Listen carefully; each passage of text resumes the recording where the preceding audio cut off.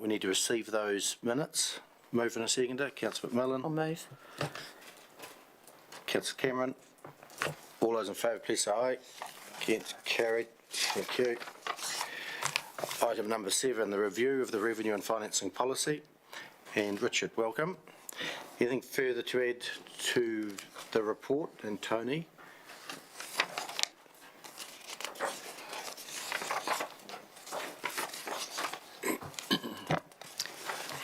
Thank you, Mr. Mayor. Not something further to add, but I just really wanted to, apart from welcome all the new councillors to your first, I guess, ordinary meeting, there was 2 things I wanted to say.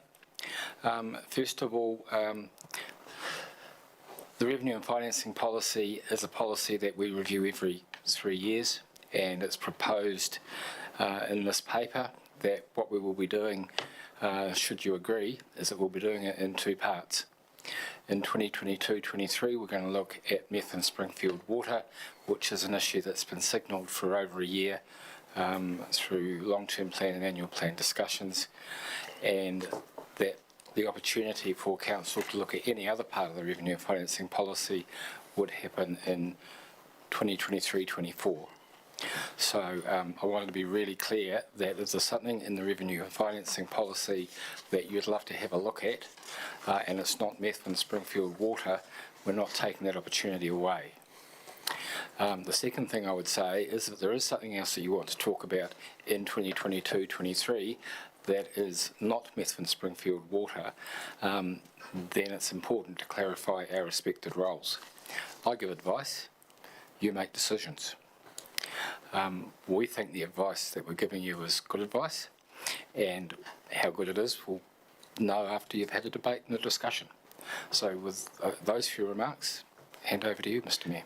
Thanks, Richard. And I think Richard's presented to us before. If not, Richard is our Senior Policy Advisor. Yeah, so, yeah, that's his role. Councillors, we'll move on to questions in the report. Councillor Cameron. Thank you. Thank you. Just pull that microphone close. Beg your pardon. Through the chair. On page Appendix 1, Revenue and Financing Policy, Drinking Water, I have a few questions, but I'd just like to ask this one first. I'm just not sure. I've written what. There's something down here, and should be the 3rd point down. Whose acts create a need? The last line. You're on page 14, I think, at the council. I'm on page 22 of the agenda. Oh, of the agenda. Appendix right. 1. Appendix 1, page yep. 22. Thank you. Yeah. What does that mean? It should be 17, charged and availability charge.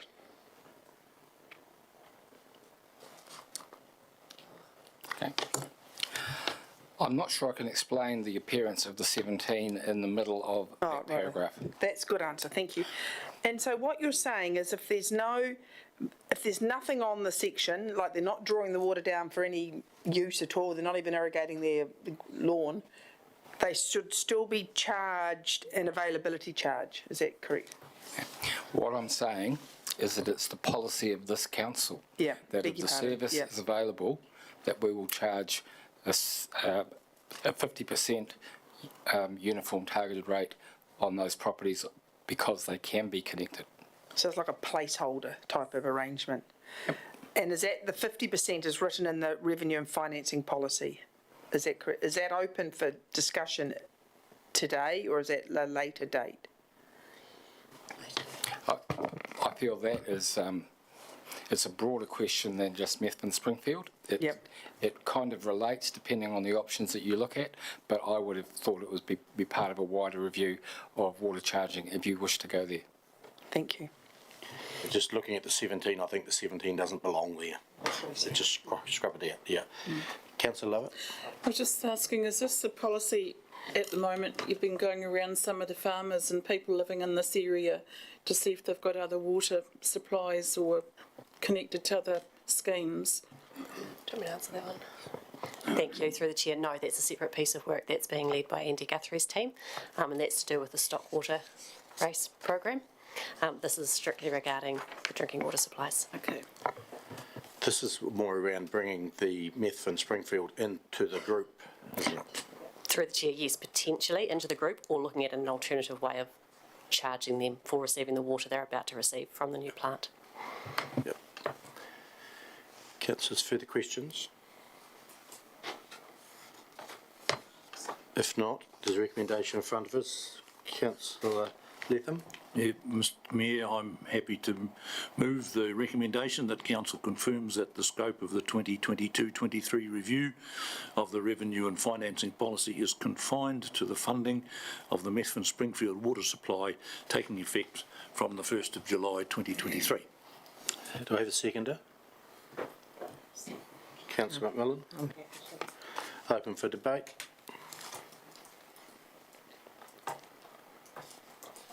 There being no debate, I'll put the motion. All in favour, please say aye. Aye. Against? Carried. Thank you. Well done. Item number 8, page 23, elected members' allowances and reimbursement policy review 2022. And Tony, is this you? Thank you. Through the chair, I'll start the proceedings off, but Philip is probably the one that's got the technical knowledge on this. So the elected members' reimbursement and allowances policy is fairly self-explanatory. It's the policy which sets out what you can claim back as elected members of council, and it's set by the remuneration authority sets out the determination, which sets out the maximum allowable limits, and that's what the policy is then based on. Happy to take questions. I just have one question. Printers for councillors were allowed for a $50 payment, and now it's been removed. Could you explain why? Through the chair, yes. The thinking behind that was that as a council you are provided with tablets. We now have a system with Stella that has everything loaded onto it electronically. Therefore, the need for printing, in theory, should be quite minimal. And if it is needed, then as officers would be happy to meet that need on a case-by-case basis. Thank you. Councillor McMillan? Thank you. I've got a couple of questions through the chair. Just same line, so councillors have been recommended $800 for internet service. How did you come to that amount? And my other question is, why is the Methven Community Board Chair and the members now at the same rate when previously the Chair used to receive a little bit more? Through the chair, the $800 for the internet service, that's what was already in existence. So we're saying that that's probably fair. It was $500. Oh, sorry, I'm looking at the wrong one. Yep, you're right. On the grounds that probably more, as we are expecting you to do less and less printing, you're expected to use these tablets more and more, that requires internet access to be able to do that. So we thought that would be a fair way of balancing out that ledger. And just the other question about, so it's actually on page 28, it shows the new totals for the Methven Community Board Chair and members, Thank you. I'm just getting there. or the recommended amounts. So the Methven Community Board Chair their total used to be 520, where a member was 370, and now they've both been amended to 650. Thank you. Through the chair, when we were discussing this, we actually probably couldn't really differentiate whether the chair was generating or having to do a lot of extra work, work's really the wrong word, but had an extra demand on the internet, for example, compared to what an ordinary member of the Methven Community Board was. So we felt that it was fair to equalise it for all, but at the end of the day, it's council's decision and direction. If you'd like to change it back, we can make that happen. Yeah. Either way it is. I Get to that stage. Yeah. Councillor Cameron, Councillor, if you've got questions, just tell us what page you're on to. It'll help us all out. Councillor Cameron? I'm on the policy that talks about... Page number? I've got to find it now. It's in here talking about expenses, fuel-related expenses and travel expenses. Can we have a page number? Yes, you can now, 25. Thank you. The rate per kilometre is for 14,000 Ks is 83 cents. I understand that this is set by the remuneration authority, so we cannot influence this. And then suddenly after 14,000 kilometres it drops to 31 cents. I can run my Subi for 18 cents a kilometre. I don't see, and I understand there's overheads related to depreciation, but that obviously depends on the age of your vehicle, and I understand there's servicing requirements, but we are appointed to do a job not to gain an advantage over our petrol. Can we adjust the amount we claim, or do we either not claim or claim, is it? And I think most of us don't claim, to be fair. Ian? Through the chair. Sorry. That is part of that's actually an inland revenue set rate, and it's recommended, and it takes into account all your costs that come with that vehicle. So it's not just your fuel. And I think if I'm correct, for various ages of vehicles, there's various costs. Like, I drive an old Subaru, so it wouldn't necessarily be the same depreciation as a new Subaru. So there's no... Through the chair, correct, but again, that's your choice. It's still meaning you're depreciating that vehicle to replace it.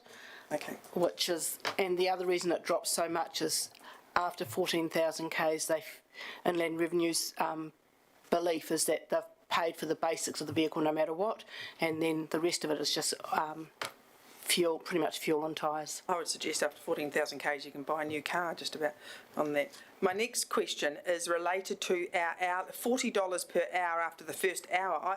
Do we have an hourly employment time? I didn't think we did. When do we claim the $40 per hour?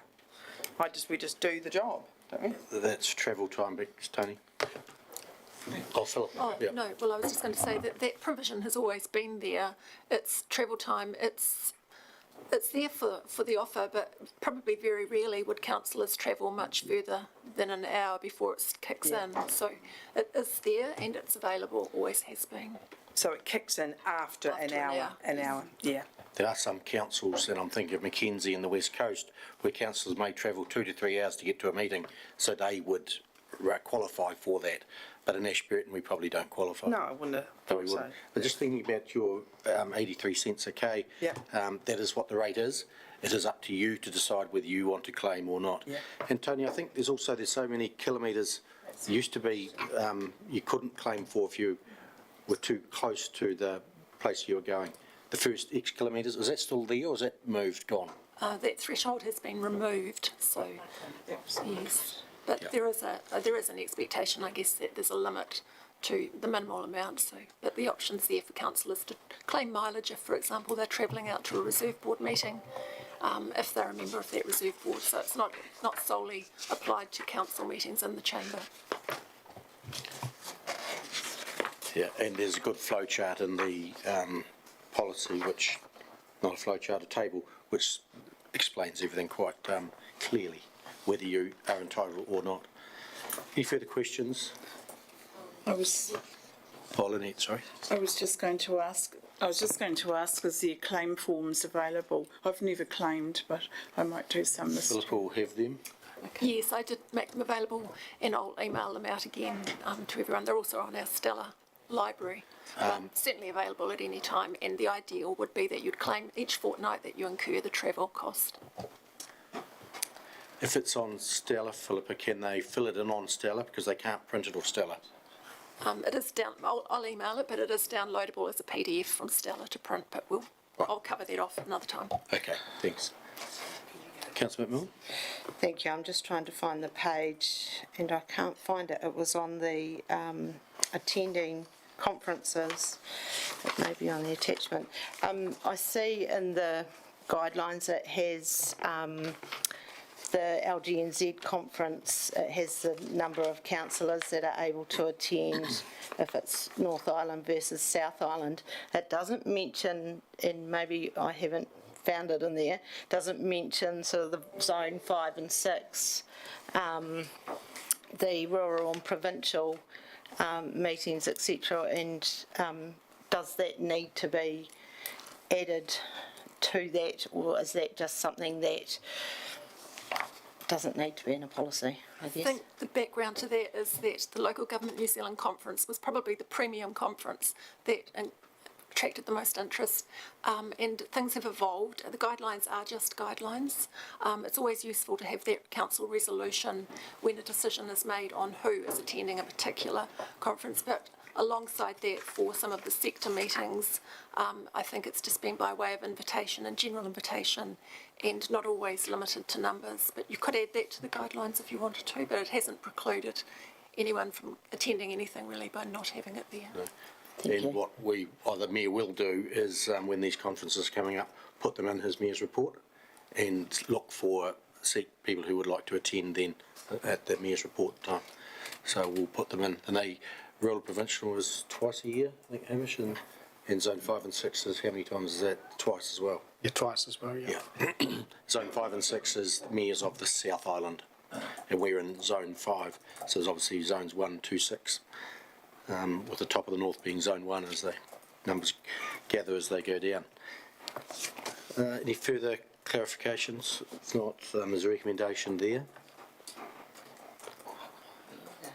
Oh, do you want to amend the amendment? Through the chair, I have an idea for an amendment for the Methven Community Board Chair and the members. And I would like to see the Chair receive 700 and the Community Board members receive 600. And my reasoning for that is because if you look on our council website, all of the Community Board members except for the Chair only has a cell phone and not a home phone number listed, and we do have mobile phone and a telephone service, so that's my reasoning behind it, but I don't know whether I move that amendment. Or move the recommendation. Move the recommendation with that as amended. With that change. Can you just repeat what that amendment was, what those numbers were? So Methven Community Board Chair receives $700, Methven Community Board members $600. Is there a seconder for that? Second up. Councillor Lovett has seconded. Open for debate.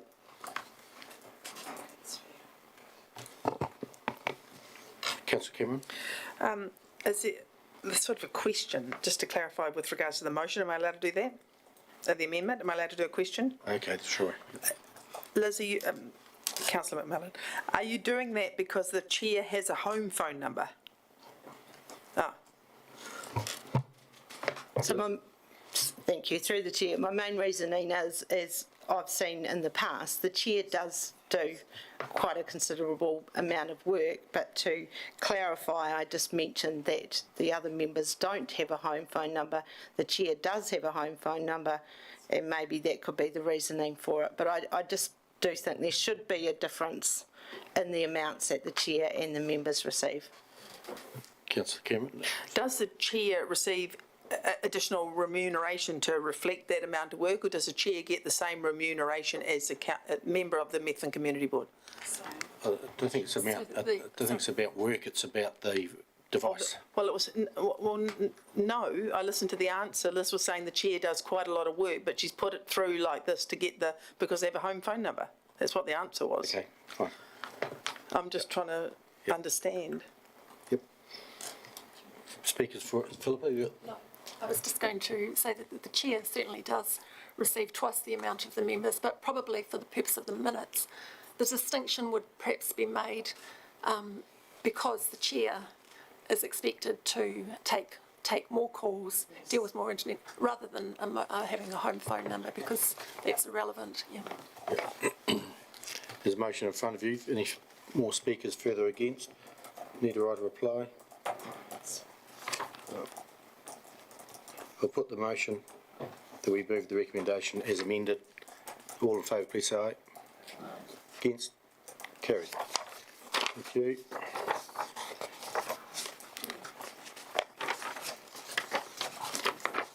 Next item is Community Honours Award Policy, page 44. Tony. Thank you, through the Chair. So the Community Honours Awards policy, we first brought this to Council at the last meeting. Just wondering first, Tony, whether this matter was left to lie on the table, whether we need to uplift it. Well, because it's last term, it ceased to be, so Okay. you don't have to. Right, so carry on, Tony. Good clarification. So just to provide a bit of background, this policy was brought to council the last term of council, the last meeting, sorry, of the last term of council, and it was left to lie on the table. Just there was a few questions and queries and some amendments that were required to be made. So what we've brought to you now is bring in the conversation that we had with council at that point in time, and that new policy reflects this, and just to add into the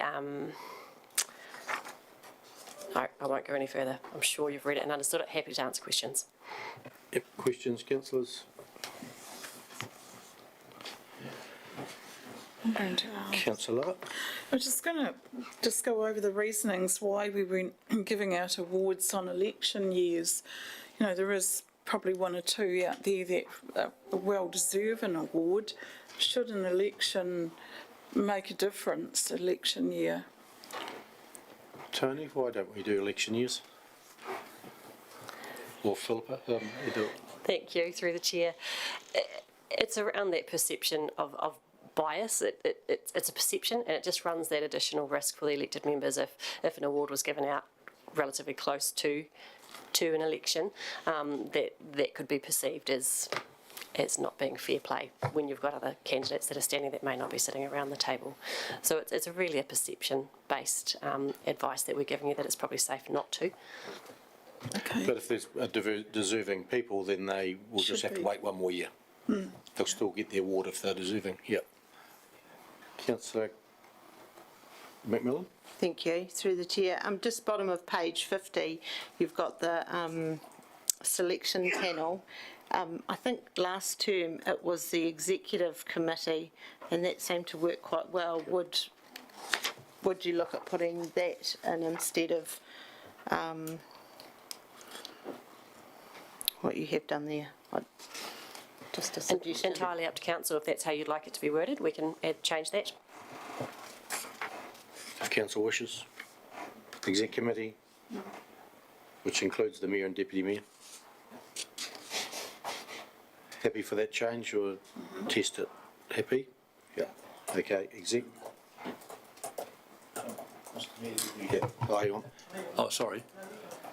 Roger? Do we have an amendment, or were we just talking about it? We're just changing it, yeah. If we all agree, otherwise we'll have to do an amendment. I'm sorry, I'm confused. We were talking about perhaps changing this recommendation. Have we had suggestion that we change We're it? just changing 1.3 from the elected members to the executive team. What do we call it? Executive committee, yeah. Way easier if you take Could I ask the question? Yeah. this confusion, isn't it? Yeah. Could I ask the question then, why? Let's do the motion and let's debate it. You want to do that? Move it. Do you want me to put my light off again? Okay. Councillor Latham, do you want to, so, I think it was Councillor McMillan, if you'd like to move the recommendation with the executive committee in there, taking out elected members, and then we can debate it. Councillor Cameron, you never had any more questions?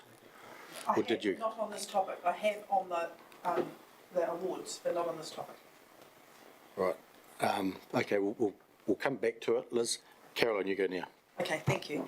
I'm very sad to see honorary citizens to the mayor crossed out, and I see keys to the district. Page 51. Honorary citizenship is an extraordinary honour granted. Has that been replaced by the modified keys to the district award? Through the chair, yes it is. Okay. Why is that just a rename? So essentially it's a rename, but it still confers the same level of contribution from the individual who is nominated for keys to the district.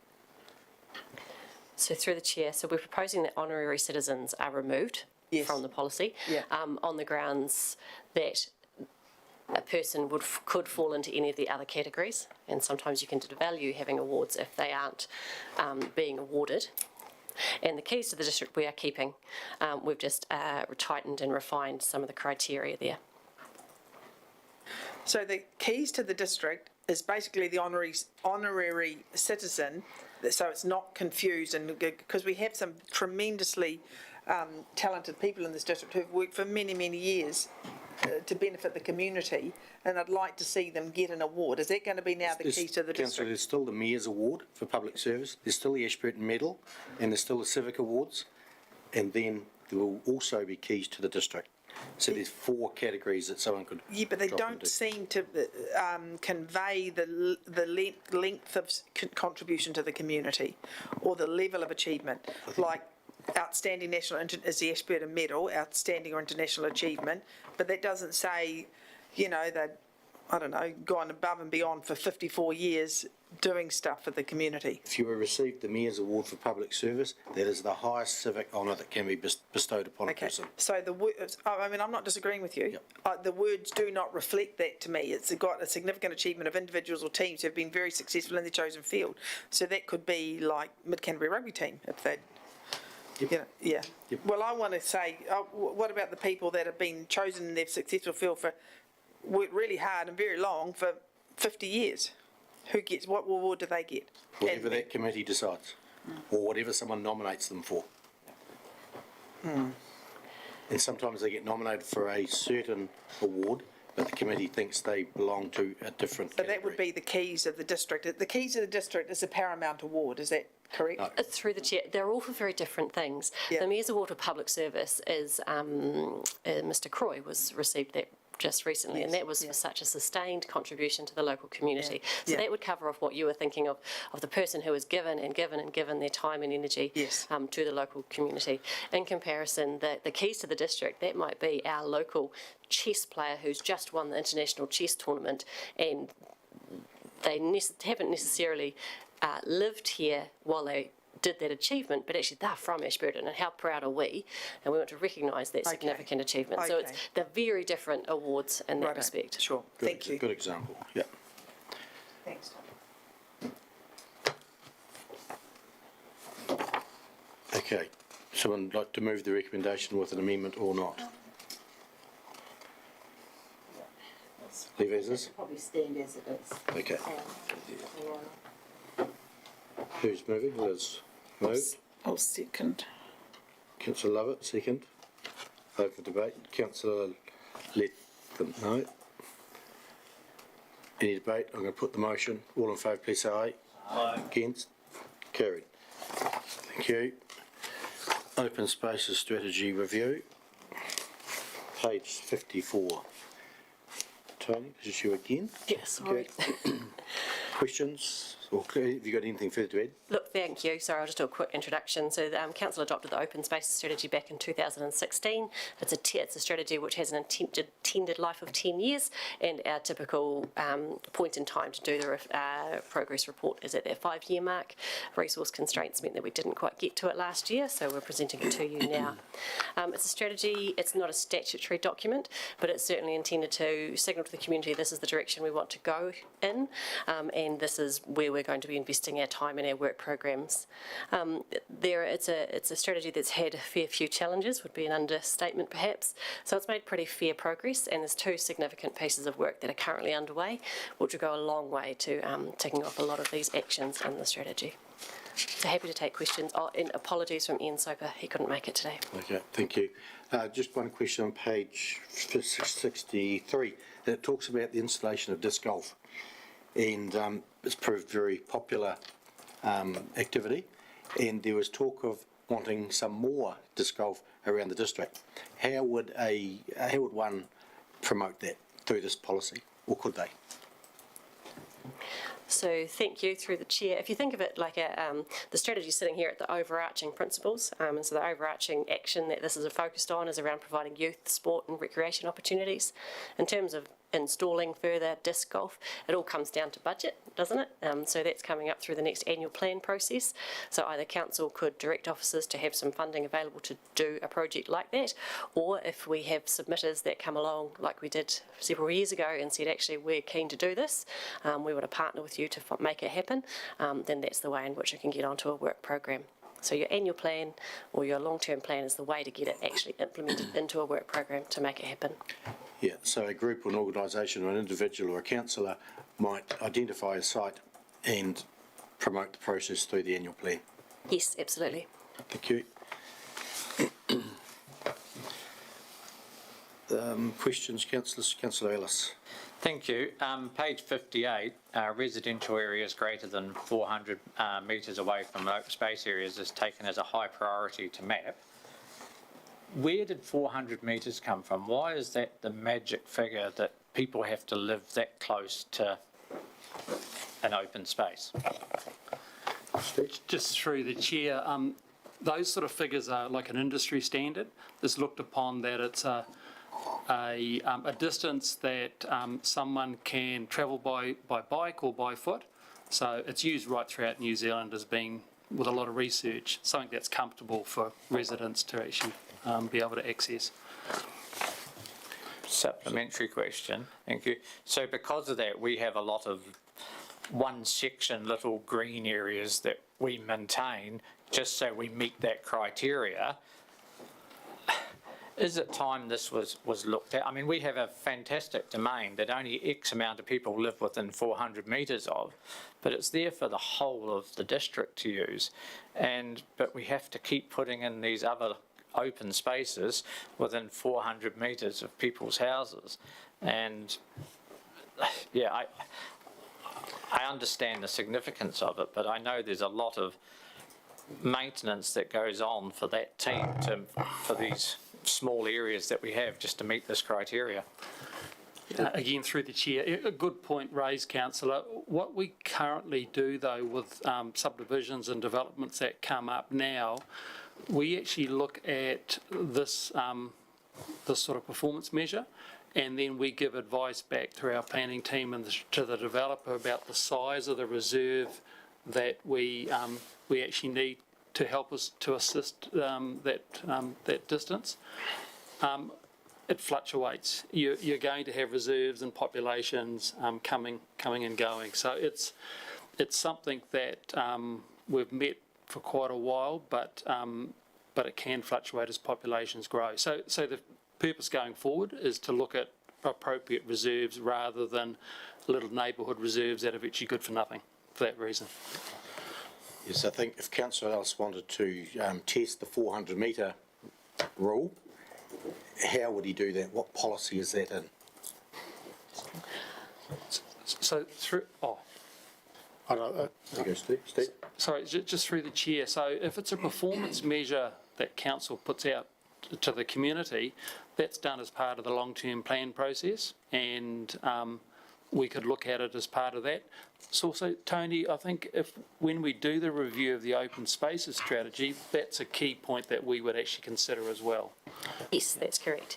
The long-term plan will come before the next review of the open spaces strategy, so that's the closest opportunity.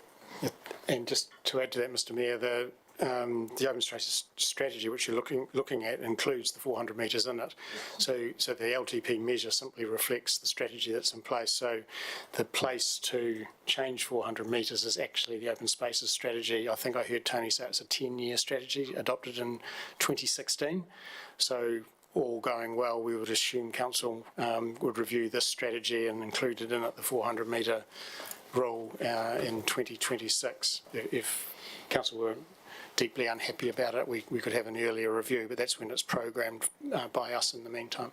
But it could be signalled in the long-term plan that council's not happy with it, which would then trigger a review of the open spaces strategy for that particular You could do. The long-term plan would, yeah, you could do it that way, I guess. The better way is through this strategy in reality. Yeah, but you have to wait another 4 years before that to happen. He may not be here or want to wait that long then. No, in which case, Mr Mayor, I would suggest that there is a call for an earlier review of the strategy, because that's where the 400 metres comes from rather than the long-term plan. Yep. Thank you. Councillor Cameron. Thank you. I can recall this very conversation regarding 400 metres with the Timwood subdivision, you know, and I'm not sure that benchmark wasn't quite entirely met, but I can recall the conversation.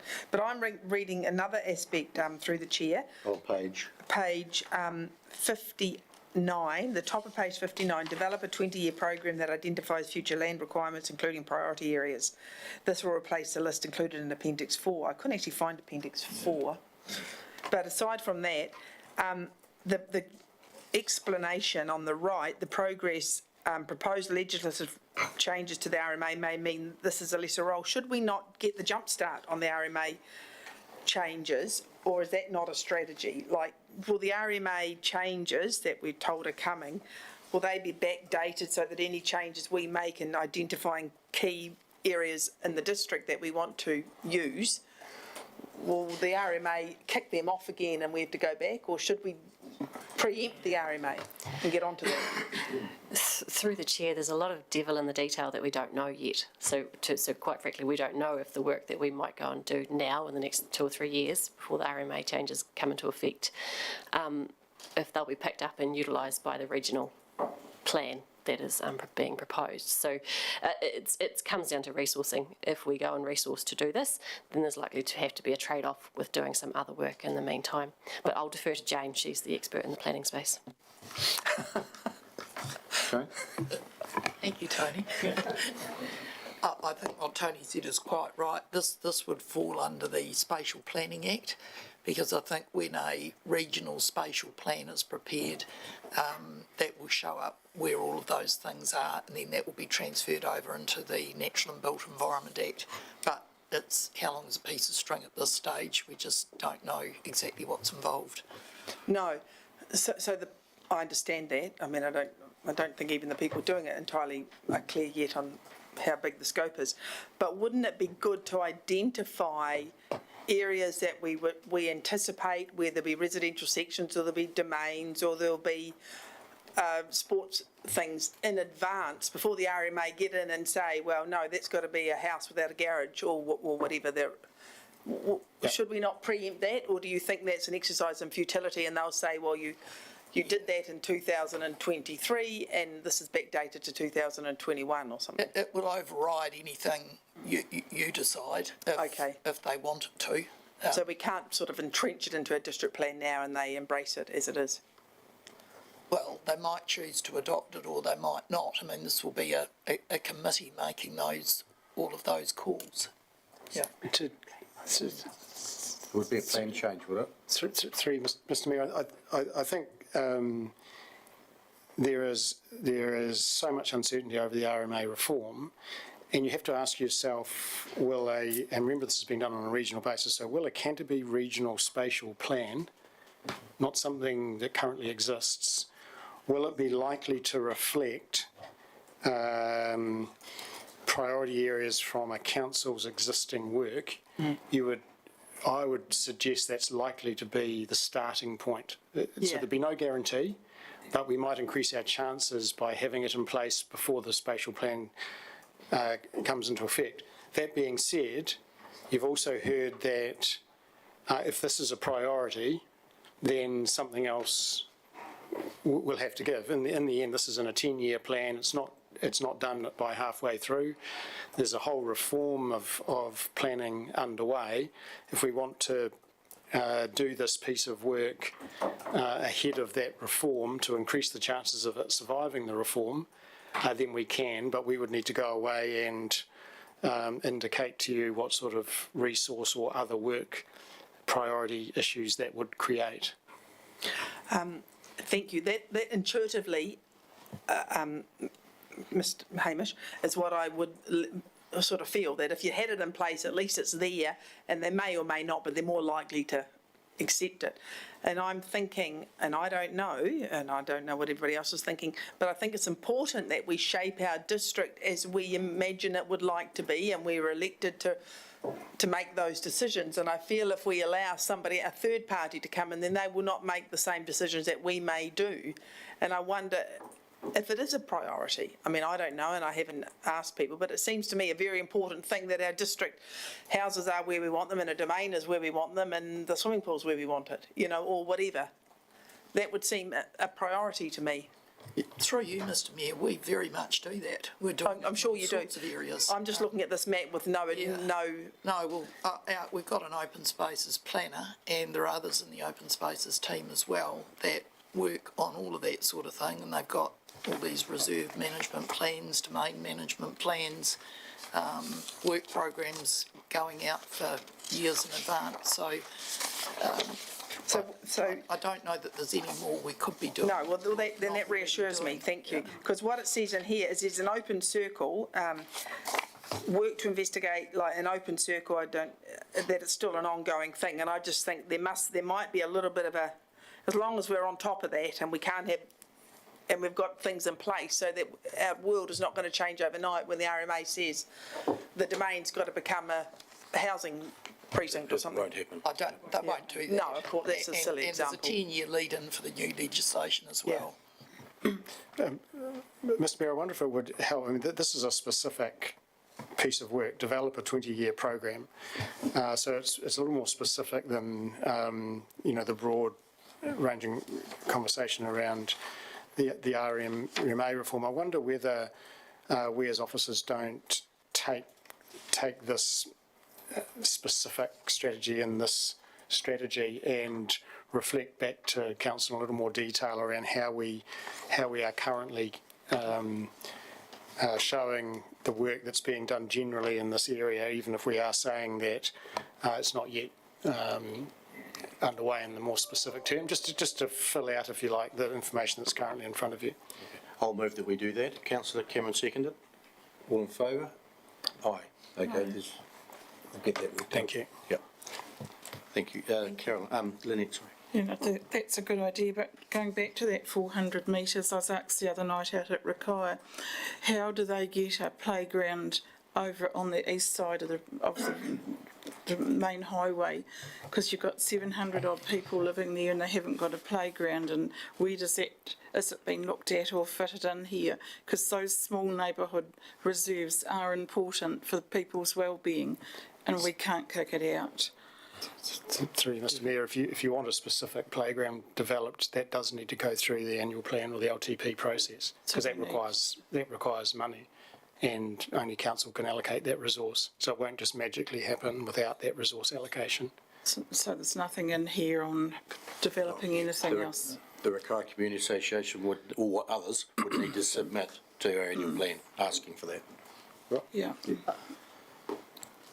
Oh, Steve. Yep. So, thank you, Mr Chairman. One other avenue to identify these sort of facilities in the district is a reserve management plan process, which we're underway with now. Each of the reserves will actually identify, and it's through public consultation, what is needed in the future for each reserve. The public can feed in, or service clubs or whatever, and then they become management intents for each of those sites over the next 10 years, and then council or community groups can consider how that would be funded. But that's a really good avenue to get feedback from the community about what they would like to see the reserves developed into. So I need to go back to the reserve board. This was from the Citizens Association, which is no connection. Sorry, just to clarify, it's not the reserve board, it's the reserve management plan process. So we've just started the early stages of identifying all of our reserves now, and then Ian Soper will drive that process, I think, with Tony with the engagement back through the community, but led by council. Right. And Mr Mayor, I think there's a couple of avenues that we're explaining here. If someone made a submission to the annual plan and council was persuaded, then it will happen that way. If council moved a motion and had the support of this council through the annual planning process, it would happen that way. Steve's outlining another way it might happen, which is via the more community-driven reserve management planning process. So I think you're hearing there's a number of ways in which you could give effect to a particular project that you might have in mind. No further questions on the Open Spaces Strategy report? If not, someone would like to move that we receive the Open Spaces Strategy Progress Report to 31st of August 2022 and provide it to key stakeholders and on the website. Yeah. Councillor Letham. Councillor Ellis. Any further debate? If not, I'll put the motion. All in favour, please say aye. Against, carried. Thank you. Item number 11, reclassification Mount Somers Water. Thanks, Tony. Tanya.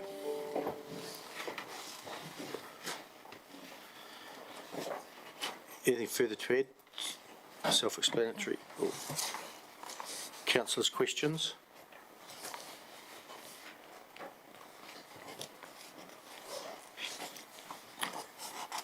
No questions. I have a motion. So I just have one question. The remainder of the 1.6 hectare site, what will happen to that? To be determined, but most likely the adjacent landowner who's already occupying that land will continue to. Under a licence to occupy or something? Yeah, that's correct.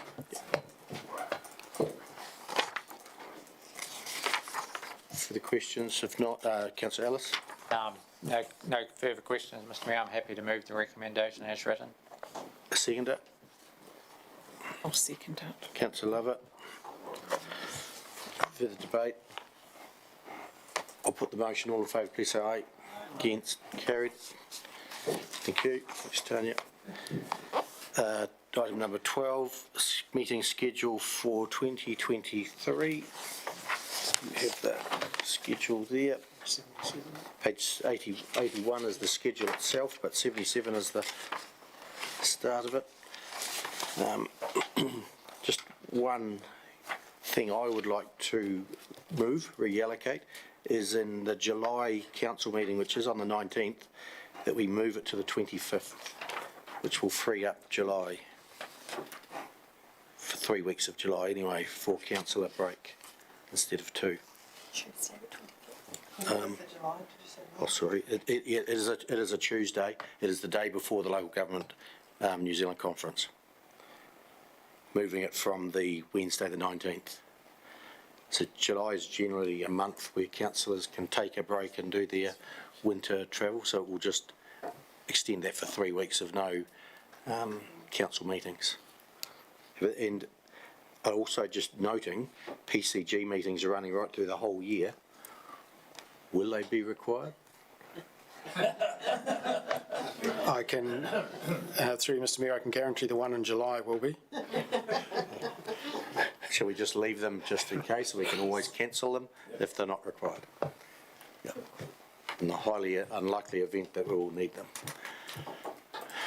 We won't be in before Christmas next year. I assure you will be wrong. Councillors happy with the rest of the program? Obviously there's stakeholder placeholders and there's other meetings which come in here which we don't know of yet, but this is what we know for forward planning. Councillor Cameron? This is a question to understand the calendar. We get the calendar in advance, and as you say, there's a lot of gaps in the calendar because we don't know what's coming up and workshops and things like that. But what can an individual councillor do, if you're not the mayor, to get meetings changed or altered, or how do we do that? Is it We're doing it right now. Oh, so they've got to be done in advance now? If you see meetings that we've got planned here for the year are not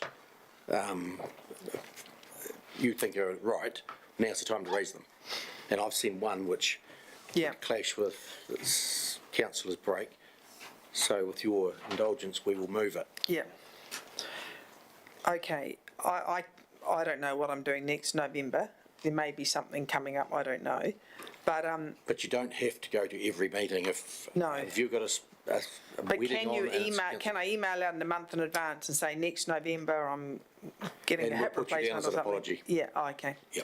So there's no change really in the schedule. No. Unless you want to change it now, you see it clashing with something. Yeah. But rather not just your clash, but everybody's clash. Well, it would be a consent thing. Correct. Correct. But the rest of it looks good to me. But Councillor McMillan.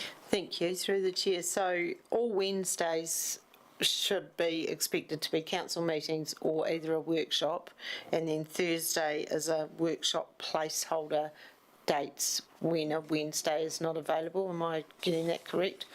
I think you are. Yep. All Tuesdays, that's about right. Yeah. Yeah. And the placeholder may be required, it may not. But as we get closer, it'll determine whether we have something on there or not. Yep. So you flag it as being here, and if it's not required, you'll do something else. Okay. No further changes. We've got a recommendation there that we adopt the 2023 schedule for council and Methven Community Board meetings. Councillor Cameron, you want to move? Yes, please. And a seconder, Councillor Hooper. Any debate, discussion? I'll put the motion. All those in favour, please say aye. Carried. Thank you. Item number 13, which is the financial reports. And Councillor, Erin, everyone knows Erin is our finance manager here in Register. For councillors who haven't met Erin yet, I think you may have, but just in case. And we've got the reports in front. We have going good for time, so if you, they're complicated little beast, but it is what the dollars and cents. So if you've got questions as we go through, now's the time to ask for some clarification on, because we've got a bit of time. Okay. Through the chair, taking the report as read, but as discussed, there is the option to ask questions. Please note that the balance sheet is draft because our audit is ongoing, so the auditors are still on site, and the report is up to the 30th of September this year. And our audit is due to be completed by the 20th of December, is it? Through the chair, we're hoping to adopt the day before that, I think it is, whatever our council meeting is that week. Meeting with the auditors yesterday, they seem as comfortable as the auditors can seem to be. And so, given there's tight constraints, we know that COVID is starting to rear its head. They're having to work off-site a lot to eliminate some of the travel time, and that can slow things down, but at this stage it seems to be tracking okay. We're on target for that date. That's great. Page 85, Council, we'll go through it page by page.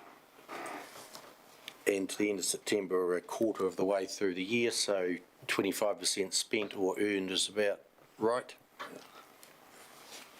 86, 87.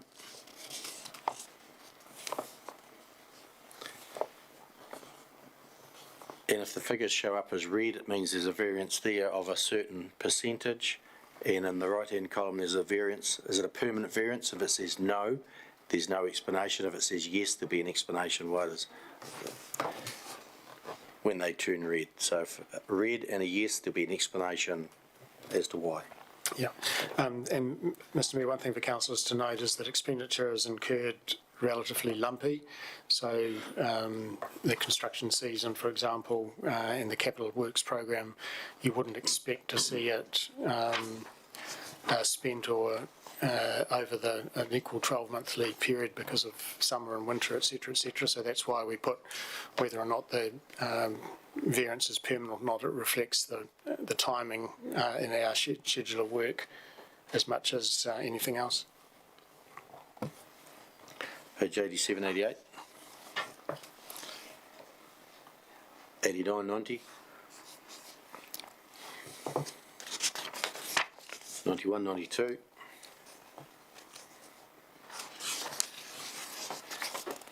93, 94. Councillor Todd. Just a point of clarification, Mr Mayor. Does the event centre and EA Networks, do that come under recreational facilities? Not the event centre. I can't see those two listed. I just wonder where they pop up. I'll let you answer. The recreational facilities and services is the EA Network Centre, and the event centre is funded by council but isn't under council. We give them a grant. Yeah. It's a grant. So it costs exactly what it costs. Yep. And it'll be under business, what's it under? In here, it's under economic development, I think, is it? We'll just check for you, Mr Mayor. Yeah. That would be correct. Oh, yeah. Thanks, Erin. So it's an economic development end here. What do I get to? 93, 94. 95. 96.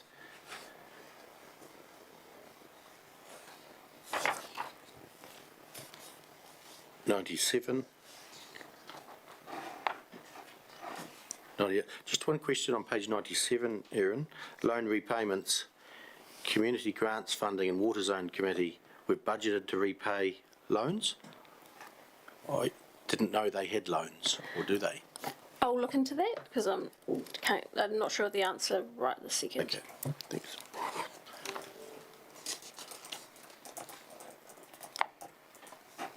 Page 98.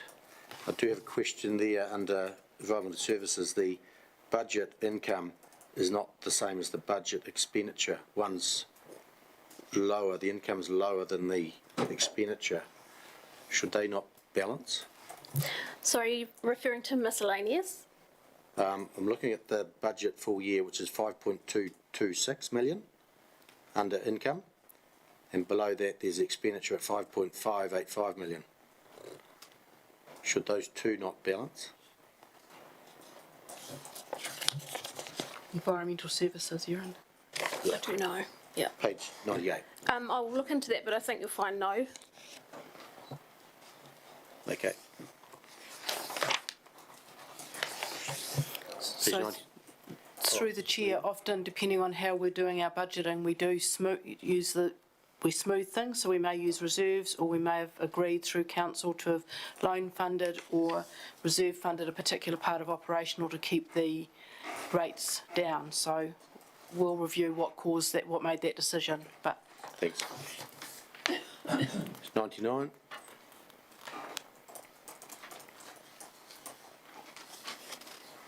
Page 100. And just for information, we've budgeted to repay 8.5 million of our debt in the year coming. That's correct. Yeah. So counts as we borrow money, but we also repay it. So here is where it shows. Page 101. 102.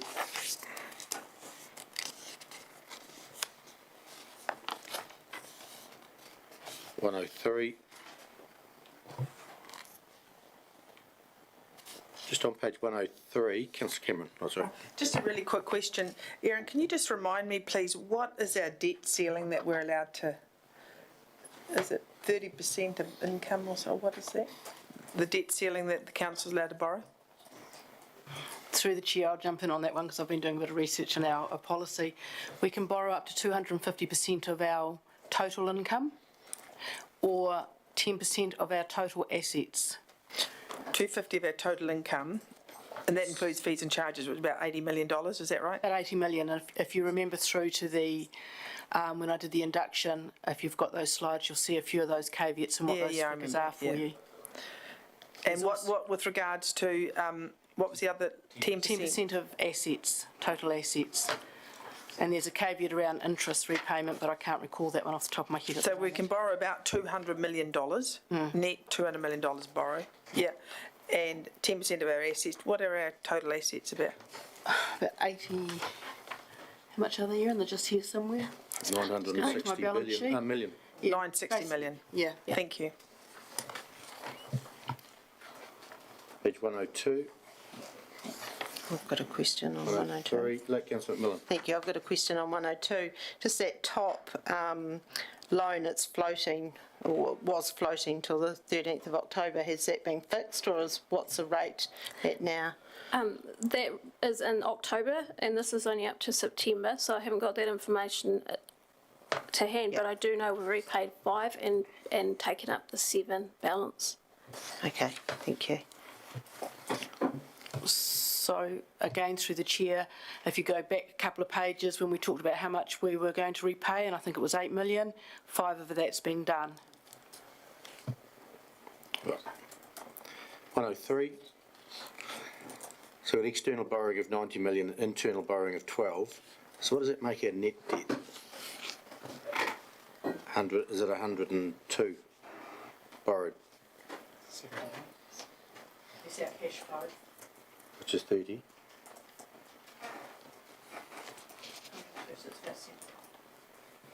High figures, it's around 70. I'm just trying to find the cash balance again.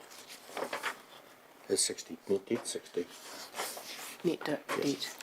So moving on to page 104, liquid assets is 30.5 million. And we've got that in the bank at 16 and a 3, which makes 19. Where would the other 11B-ish. Through our investments or receivables, depending on what else is in our balance sheet. Thank you. Page 105.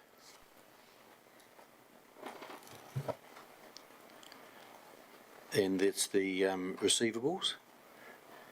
The rates debtors seems to be outstanding prior June is creeping up. That's the word. Is there work being done on that?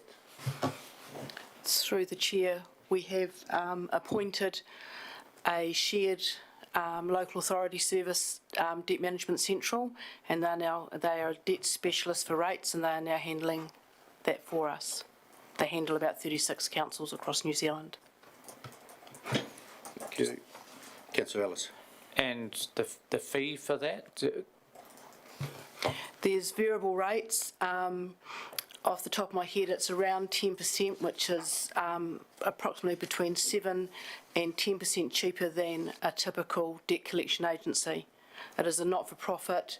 It's based out of the Manawatu and set up so that the ratepayers of New Zealand benefit from it. Page 106, which is the EA Networks Centre itemised account. Very hard to read.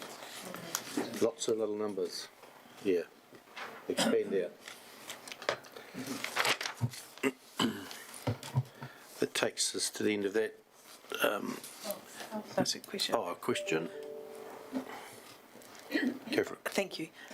When I look at the EA Networks Centre Income and Expenditure Report, we've discussed, and I don't know if this is the right place to bring this up, but we've discussed this a lot and having like year-to-date comparisons, because this is just like a snapshot, and I know that that's what a balance sheet is. It's just one moment in time, but it's very hard to get a feel for how it's going without a sort of a comparison, previous years. I mean, I understand this is the dollars, but we have got room rental events and aquatic and fitness on here, so it does lead you to look at those other aspects of it. It'd be good to know what we were I think we have discussed that, haven't we, in the past? Just through the chair, just to answer that question, please bear in mind the budget figures that are in front of you are what council adopted for year 2 of the long-term plan, or the annual plan. And it takes into account a post-COVID environment. So we actually can't compare previous years because they were different budgets, both income and expenditure, whereas this budget here is aligned for this year with reduced hours but also reduced costs. To compare the usage, the best avenue for council to look at that is the 6 weekly activity briefings, which will give you the numbers through and to be fair, I think that's where we discussed it. Was it the 6 week? Through there. Yeah. Okay. And may I have your indulgence, Mr. Chair, for one more question, please? Yep. If I go back to the policy with regards to the allowable debt in relation to income or in relation to assets, is that a policy or is that a local government NZ rule or a government, or is that a law? Through the chair, it's two things. One, it's one that council have adopted through your investment and liability management policies, but secondly, they're also covenants of the local government funding authority, so that's the caps, and council could at any time elect to decrease those caps if they chose to. But we cannot increase them? Correct. Okay, thank you. Thank you. That's just a bit clarification. Well, not without agreement with the LGFA, who are unlikely to give it. Yep. I just want to know. Yeah. So I'd like to move that we received the financial reports.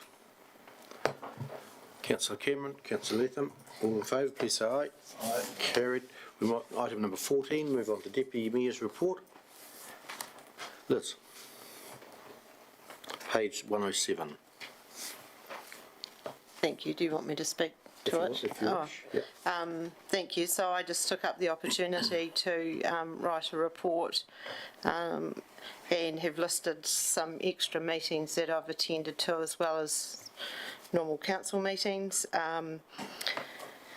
We do have Cheyenne Hughes, who was our Tuia representative through Mayor's Task Force for Jobs, coming to speak to us at the next council meeting, and on her experience at the Wānanga. So I travelled up to Wellington and to the Marae Upper Hutt to spend some time, which I think was a good insight in seeing what the Tuia program is all about. And then again attended the Zone 5 and 6 in Richmond Nelson with the Mayor and CE, which was also another good insight of what's happening around the South Island with the different councils. Happy for any questions. Questions, councillors? Councillor Cameron. State Highway 77 footpath meeting, Liz. That sounds interesting. Is that the speed limit business? Oh, sorry. Through the chair, so that was a meeting set up by the Methven Community Board, which Councillor Letham and I attended, as well as Neil McCann and Mark Chamberlain, and it's about the footpath that is going in alongside the State Highway 77 up to past the Opuki Hot Pools to the Methven Walkway kind of racecourse entrance. So what James McKenzie was speaking about in his submission this morning, so the community board just had some concerns about where it was going to go and just wanted to clarify that. Thanks, Liz. And I'll just make a couple of comments. The Tuia for next year, we'll be looking for another young rangatahi for next year. So if you know of any who may, what's the age from 18 to 24, who can go on this program, it's very worthwhile, funded by Mayor's Task Force for Jobs. We've had previous Tuias and they've done exceptional development out of it, their personal development. It's a great thing. Only thing they need to be is rangatahi, is that right? Yep. And the Zone 5 and 6 and Real Provincial, they will come up again next year, and it'll be in the Mayor's report for councillors to attend some of those as well.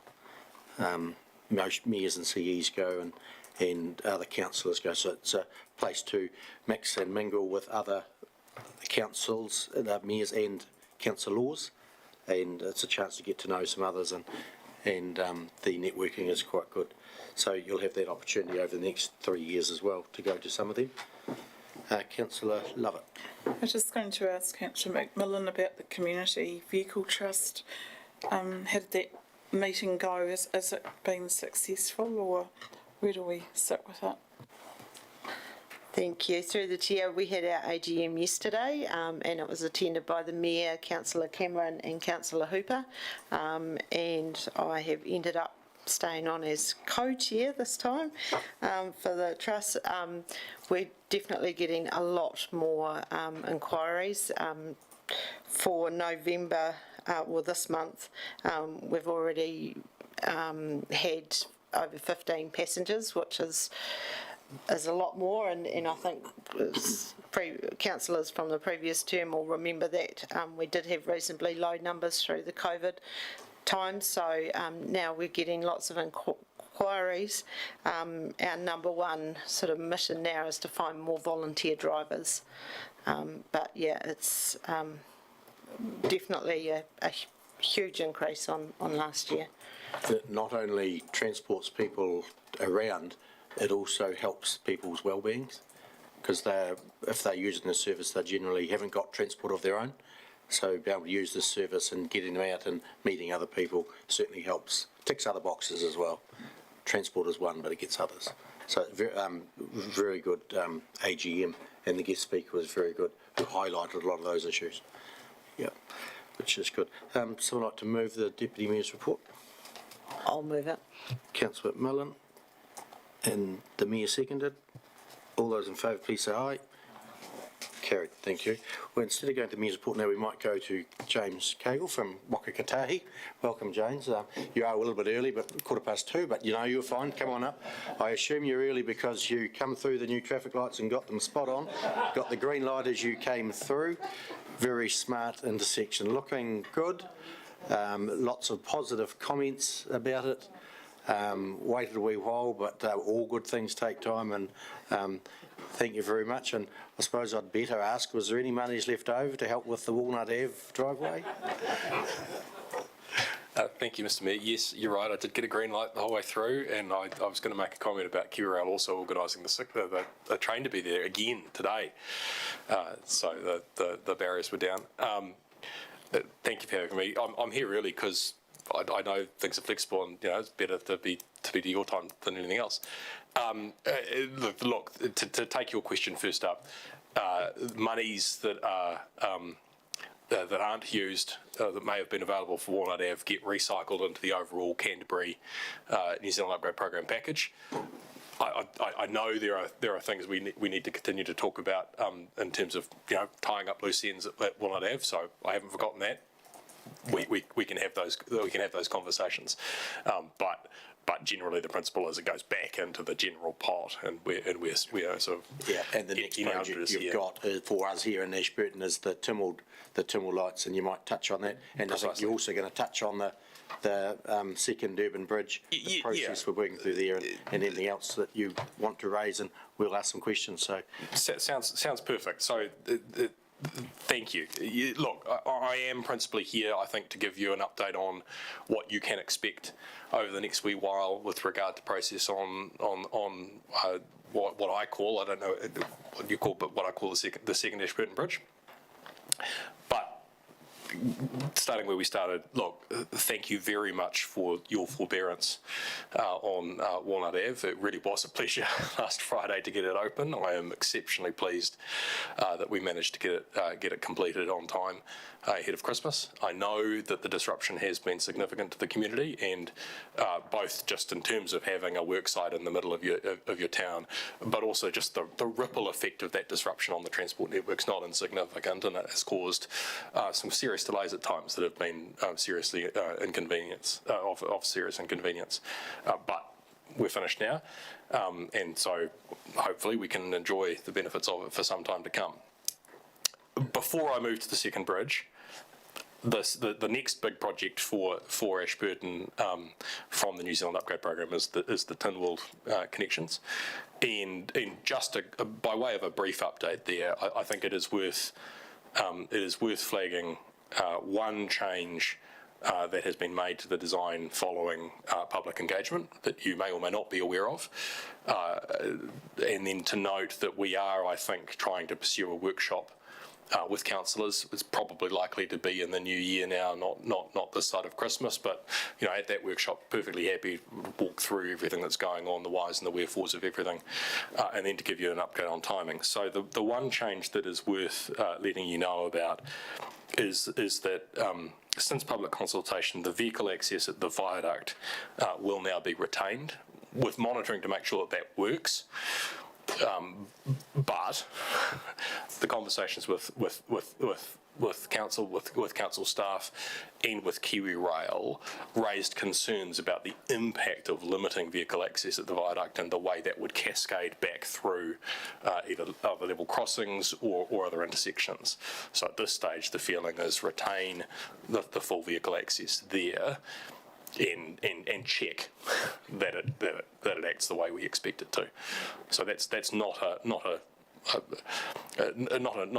nothing change. It is it's the result of why you do these engagements, but it's worth flagging. And then on process and timing, so we should have full design wrapped up by the end of this calendar year, and we would then aim with Kiwi Rail, and this is to raise a point that you flagged with me on Friday, Mr. Mayor, this is taking lessons learned out of the Walnut Ave project, working as closely as we can to get all the design work, including Kiwi Rail's design work, done now. So we would be aiming to take this to market for tender in the first part of next year, with all things going well on that front, with construction starting before the middle of next year. I won't, I think, at this stage, try to give you a timeframe for completion. But I have no doubt by the time we're at the point of awarding the contract, we can talk about when that will likely be finished. So at this stage, you should expect substantial progress by the middle of next year. Good. Thank you. Thanks, John. No questions on that, councillors. All good there. Yep. Excellent.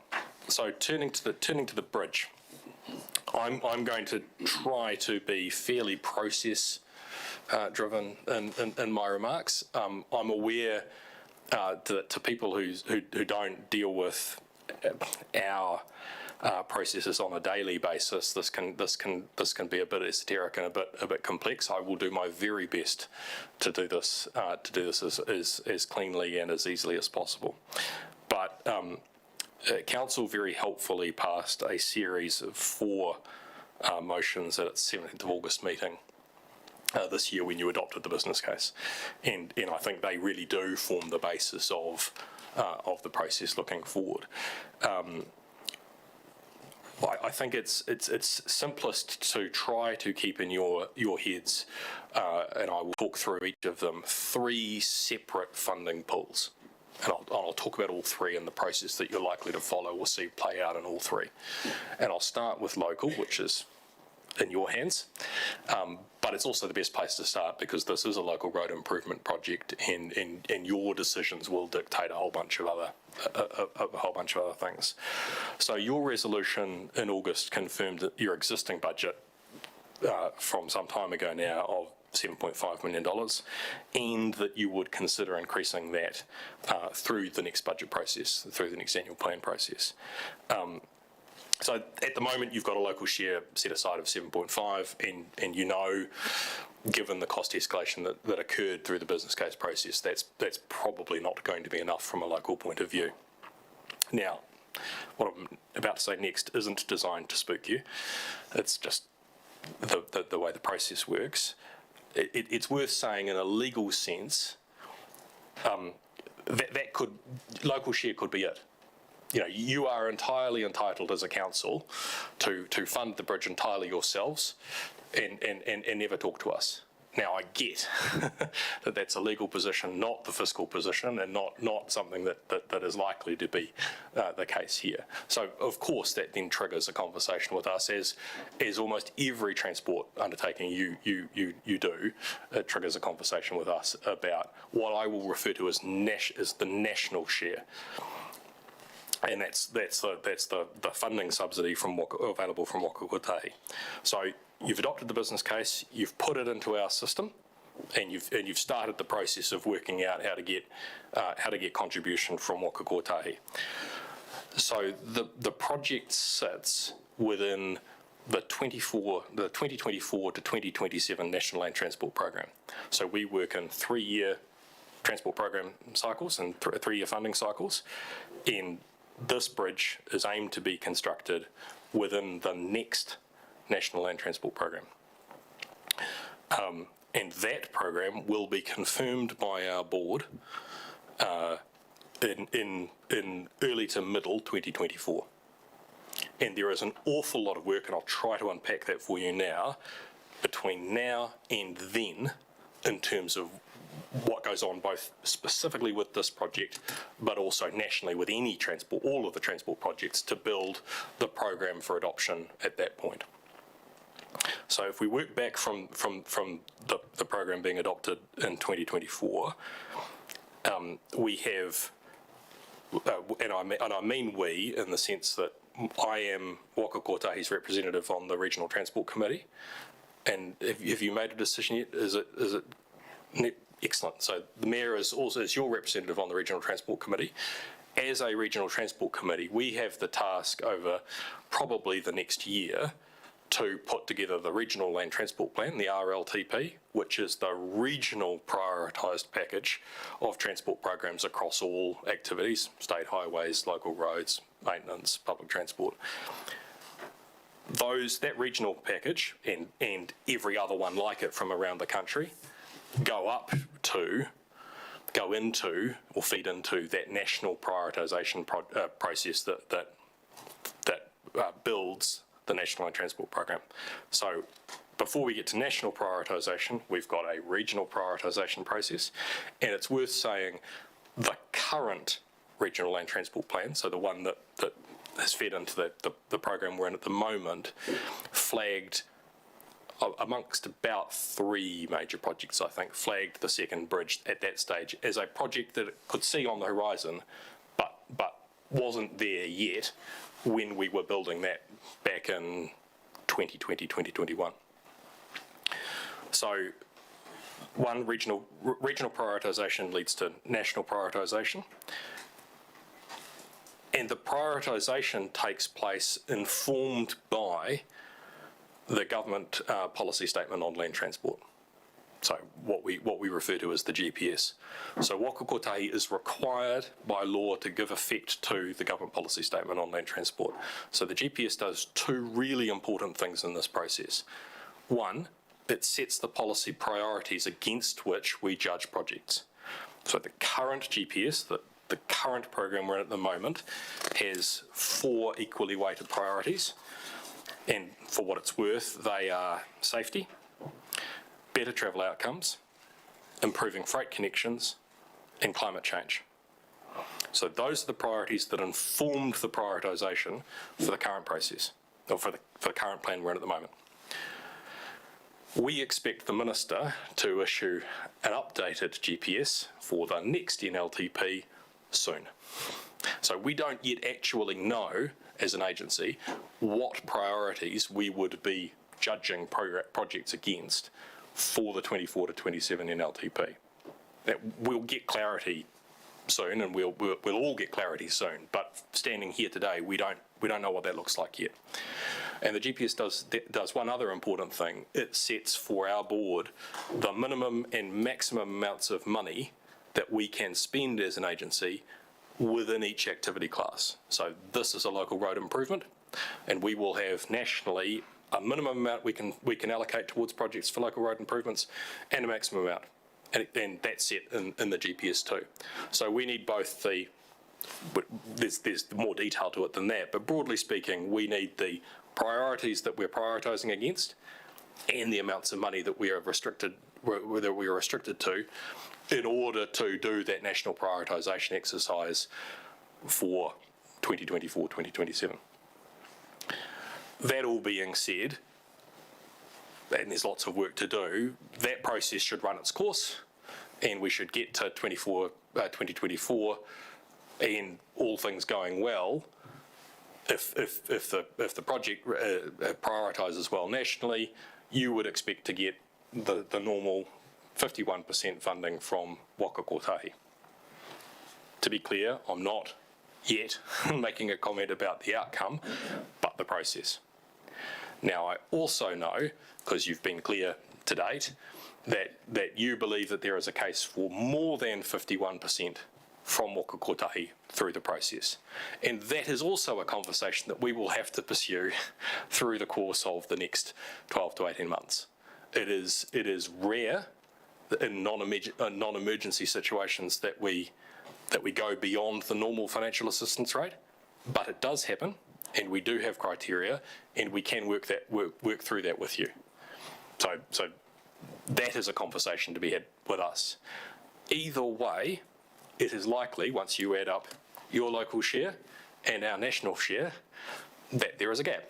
And your resolution of August indicated that and pointed to that. So you've been reasonably clear about that to date, and that necessitates the third area that you might seek funding for the bridge from, and that's what I would refer to as Crown money. Now, I know we're an agent of the Crown, and so I've specifically said sort of think of the subsidy that comes from Waka Kotahi under the banner of national contribution, and the second bucket, or the third bucket, is Crown contribution.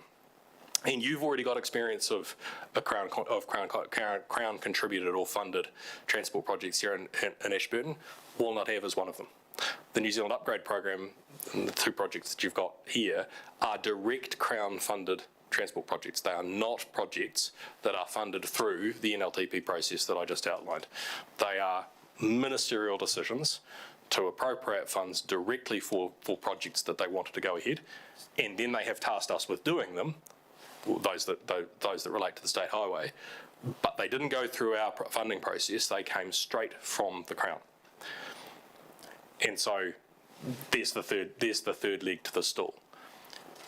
It is likely, and you've indicated in August, that you will want to have conversations directly with ministers about any gap that you can see in the required funding, and whether there is an appetite through non-NLTP sources to close that gap. I would expect in all three of those processes, local funding, Waka Kotahi and Crown, to be ongoing conversations that take some time to iterate and work through over the course of the full period between now and, let's say, early 2024. They are not likely to be quick, and one of the reasons they're not likely to be quick is they are actually interconnected.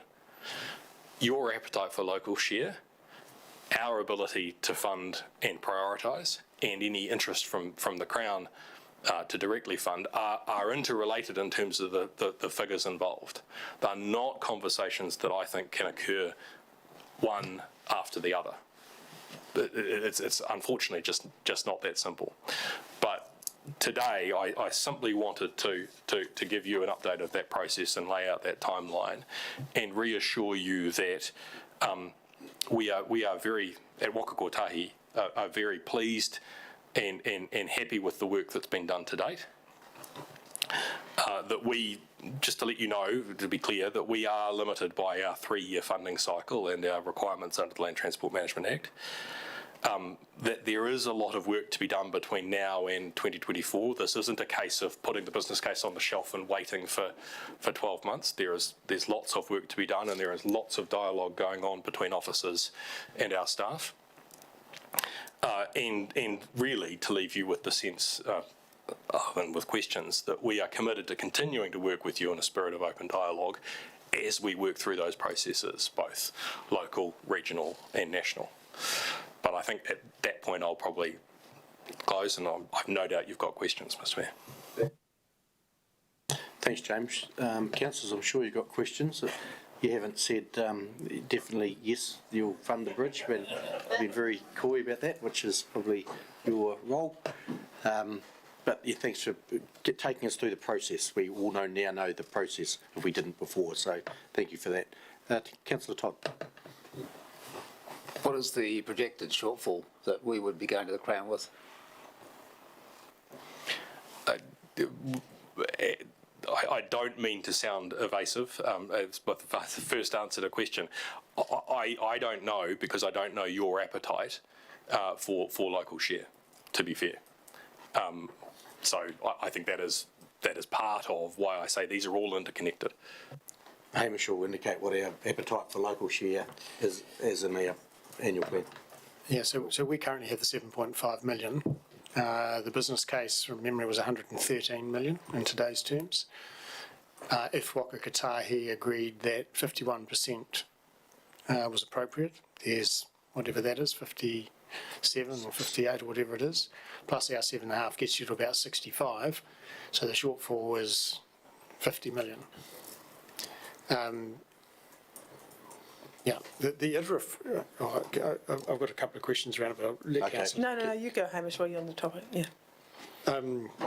Thank you for the explanation of the process, James. I just, in reflecting on an iterative process, it's very hard to contemplate how that happens with each of our rigid planning regimes. So how do we in reality work together with annual plan cycles, with regional land transport cycles, national land transport, GPSs, promises from ministers that aren't yet made? How do we actually sensibly give the community some sort of assurance of the progress we're making when everyone has their own quite rigid regimes to allocate their share, do you think?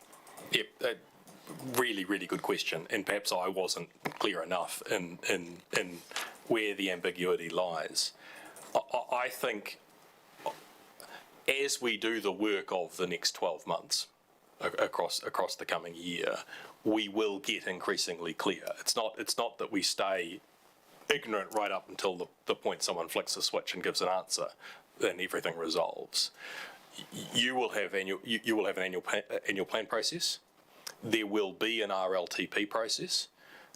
We will consult. There will be a consultation process led by the ministry on the next government policy statement on land transport. These things will all occur next year and give a sense of clarity. I do want to acknowledge the point you made implicitly, really, but I'll make it explicit. Local government, Ashburton District, indeed, have been quite clear with us about the clash in timing between getting answers from Waka Kotahi on national land transport programs and your long-term plan processes. And we need to do a better job to work with the sector to align those processes better. We're both somewhat bound by legislative processes and timings, but for various reasons, both of the last two national land transport programs timings have been badly delayed and have put local government on the back foot in terms of your processes, and I do want to acknowledge that, and we need to do a better job to be clearer sooner, if we can, given our own funding constraints, to tidy that up. I know that isn't the cleanest of answers to your questions, Hamish, but I do think we will get clarity. We will get more clear as we move through this process over the next 12 months. Thanks, James. Carolyn. Thank you, James. I have a few comments and a few questions. You addressed this bridge as a local road improvement process. We had a report, and that I'm sure you've got a very lengthy report, that demonstrated that it had wide-reaching economic impact when the current bridge was down, and it was down for 3 days, I understand.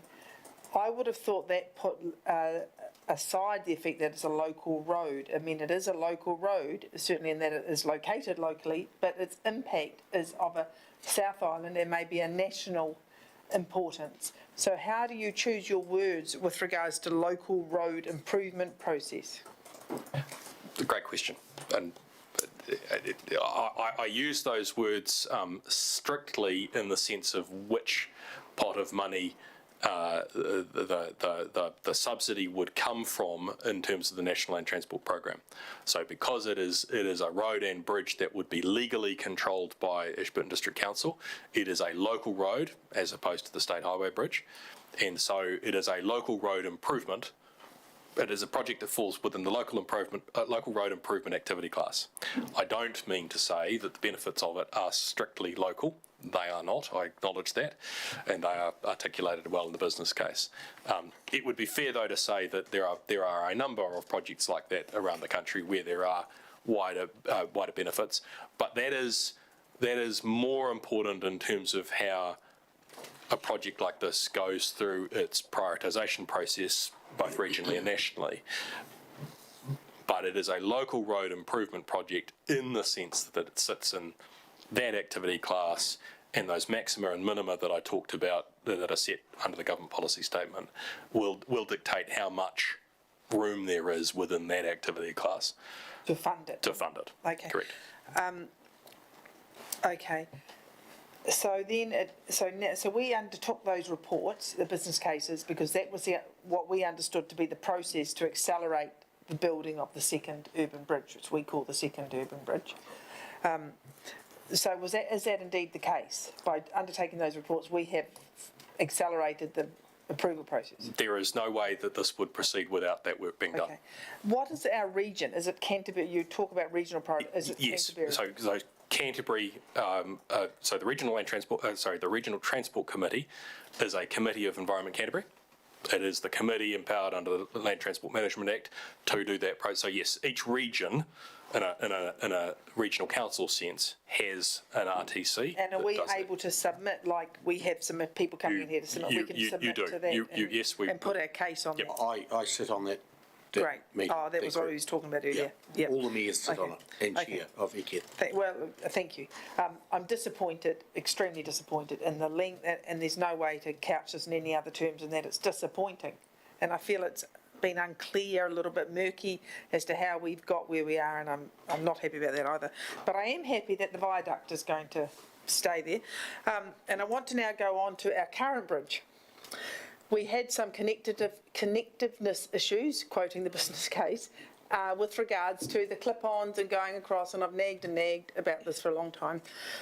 And it's Wakakotahi, which I hear from the Chief Executive is not our bridge, it's your bridge. When are you going to improve the ability of people that are not on a car to cross our bridge? Thank you for the question.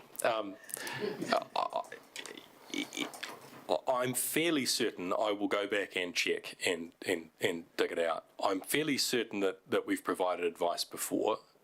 I've certainly asked the question before, so if it hasn't come back, I apologise, and I will pull it up. There is limited ability to improve that bridge from a non car or truck based places. I don't think there is the ability to do full clip-ons. So I will find that advice and come back to you. But you referred earlier in your remarks to the benefits, the wider area of the second urban bridge. One of those benefits is for walking and cycling, simply because there is such limited ability to improve the existing state highway bridge. Maybe so, but at the moment we don't know if that's going to happen, or when that was, per your talk, when we're going to be at a high enough priority to get our second urban bridge. So we need to get some other way to cross our bridge, because we are embracing environmental goals of encouraging walking and cycling and scootering and all the rest of it. So we need you to communicate that to whoever makes those decisions, that we either need another bridge so that people can walk and cycle across, or we need some sort of passing bays or something on that bridge, because at the moment children, there's a lot of development on the south side of the town. Children are biking across and people are scootering across, and older people are scootering across on their electric scooters to go to the gym or to do whatever, and it's a dangerous activity. So I will at the risk of getting myself into trouble with my memory, and at the hope that either Neil or Mark or even Hamish might ride to my rescue if I start to get this wrong, I believe that the business case process on the second bridge examined quite closely the notion of having simply a bridge for walking and cycling, and that actually it stacks up better as the full bridge that has been proposed, as opposed to strictly just a walking and cycling bridge. But that one of the reasons that was examined, so sorry, I'm working backwards, is because of the limited ability to upgrade the existing State Highway 1 bridge. I know that isn't a very satisfactory answer from a community outcomes point of view, but that is the structure of the age that it is, and we are left dealing with that. But yeah, I think so, and I think it needs to be addressed actually, and I know we do have the second bridge coming along, but we anticipated the second bridge was going to begin next year, and clearly that's not happening, so we need an interim measure at the minimum to deal with the safety concerns that we have for people crossing the river. The other thing, this is my last question with your indulgence, the other thing is, no, two things. One thing is the bridge needs to be cleaned. Can you please put that on your work plan? Because it's scruffy. It's disgusting. It's disgusting. But the main other thing is, with regards to crossing Archibald Street, and you're going to put some lights down at Legmore Road and street crossings, what are we doing further north? We have discussed in our own little groups that we thought had some sway, but it may not have done when we have consulted with you guys, about putting little traffic islands or a pedestrian crossing further up towards the bridge. Is that on the plans? So we've looked at that. I believe the advice is while they would make, so pedestrian refuges, you're really talking about islands that make it easier to stand in the middle of the road as you get from one lane, stop and pause and go over. So they are helpful from a pedestrian point of view, but they are unhelpful from a traffic flow point of view in terms of providing the space for vehicles to sit in the median to effectively turn right. So we are unlikely to proceed with those sorts of islands with a view to really trying to create the best crossing possible, Lagmores, so that that's where people are funneled to, recognising that there will be other places people choose to cross, but we want as much as possible to get people to cross there and improve the flow by using the wider median for cars to pull out of the flow and rest and take their turn. And that decision is made? There's no opportunity now for us to go back and readdress that? No, I wouldn't. I don't want to tell you that it's made. I can go and confirm, but as I say, we are trying to seek a time for workshops with councillors, and I think that would be a really good thing to be raising in that forum. Through our representative. No. Sorry, with this council. I believe we're trying to workshop with this council. Yeah. Thank you. Russell. Thank you, Mr. Mayor, and thank you for your explanations. Very good. I was always told that time is money, and it's probably never more so in the case of this bridge, which 7 or 8 years ago was 37 million, and now it's 113, so it's $76 million more, nearly $10 million a year. If we don't build this thing in the next 3 or 4 years, where's that money going to come from? The hole just gets deeper and deeper and deeper, and I'm afraid our ratepayers can't meet that. So urgency would certainly save everyone a lot of money.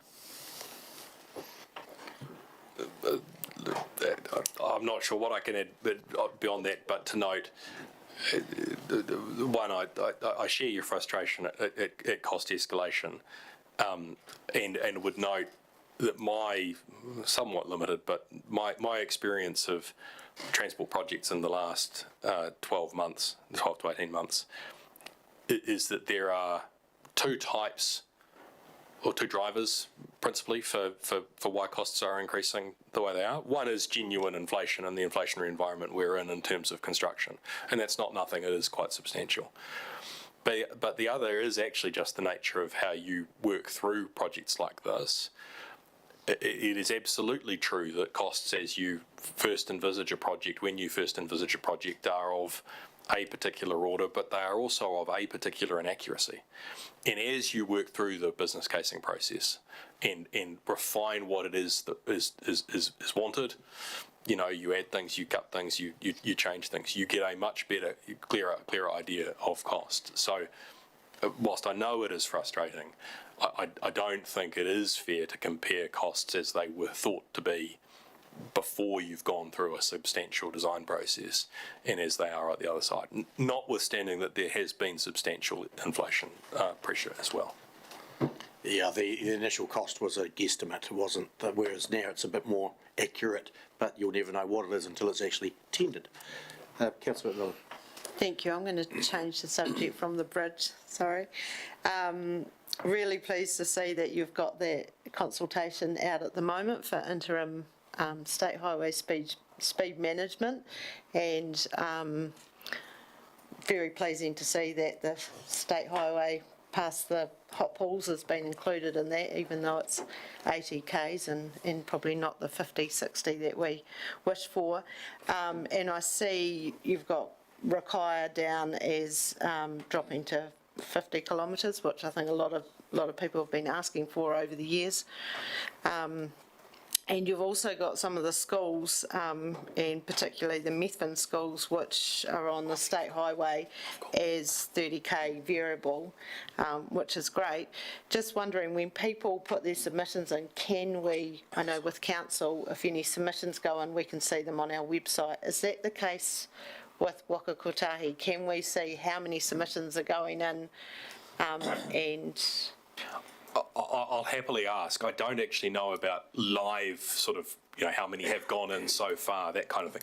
We absolutely, though, will publish summaries of submissions and that sort of thing, but that's post. You're after more how are we tracking type type questions, Yeah. is that? Yeah, I'll check for you, councillor, because I can understand it would be important.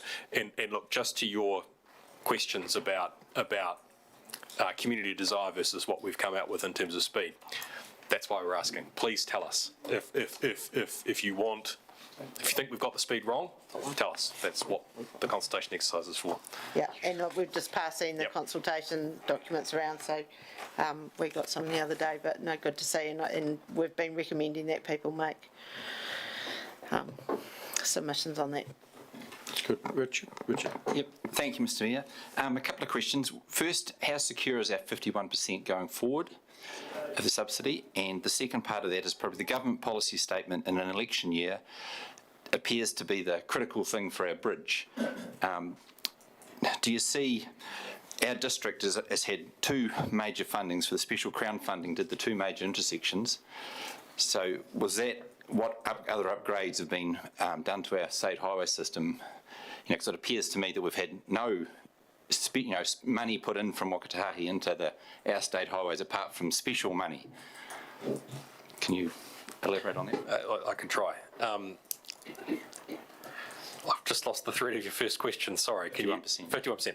How secure is the 51%?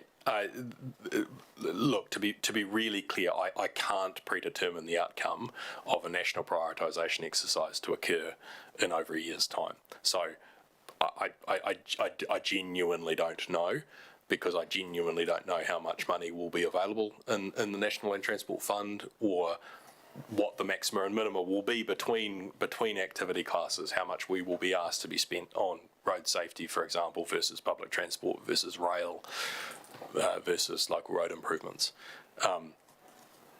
We will all have a clearer picture once we see changes to the government policy statement, and I guess that leads to your second question.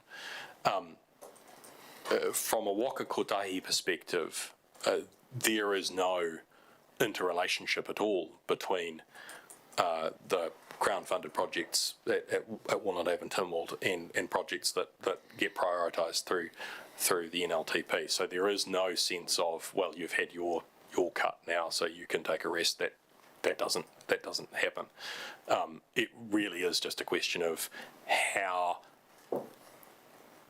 much of a priority is a particular project versus every other project as it stacks up within an activity class nationwide.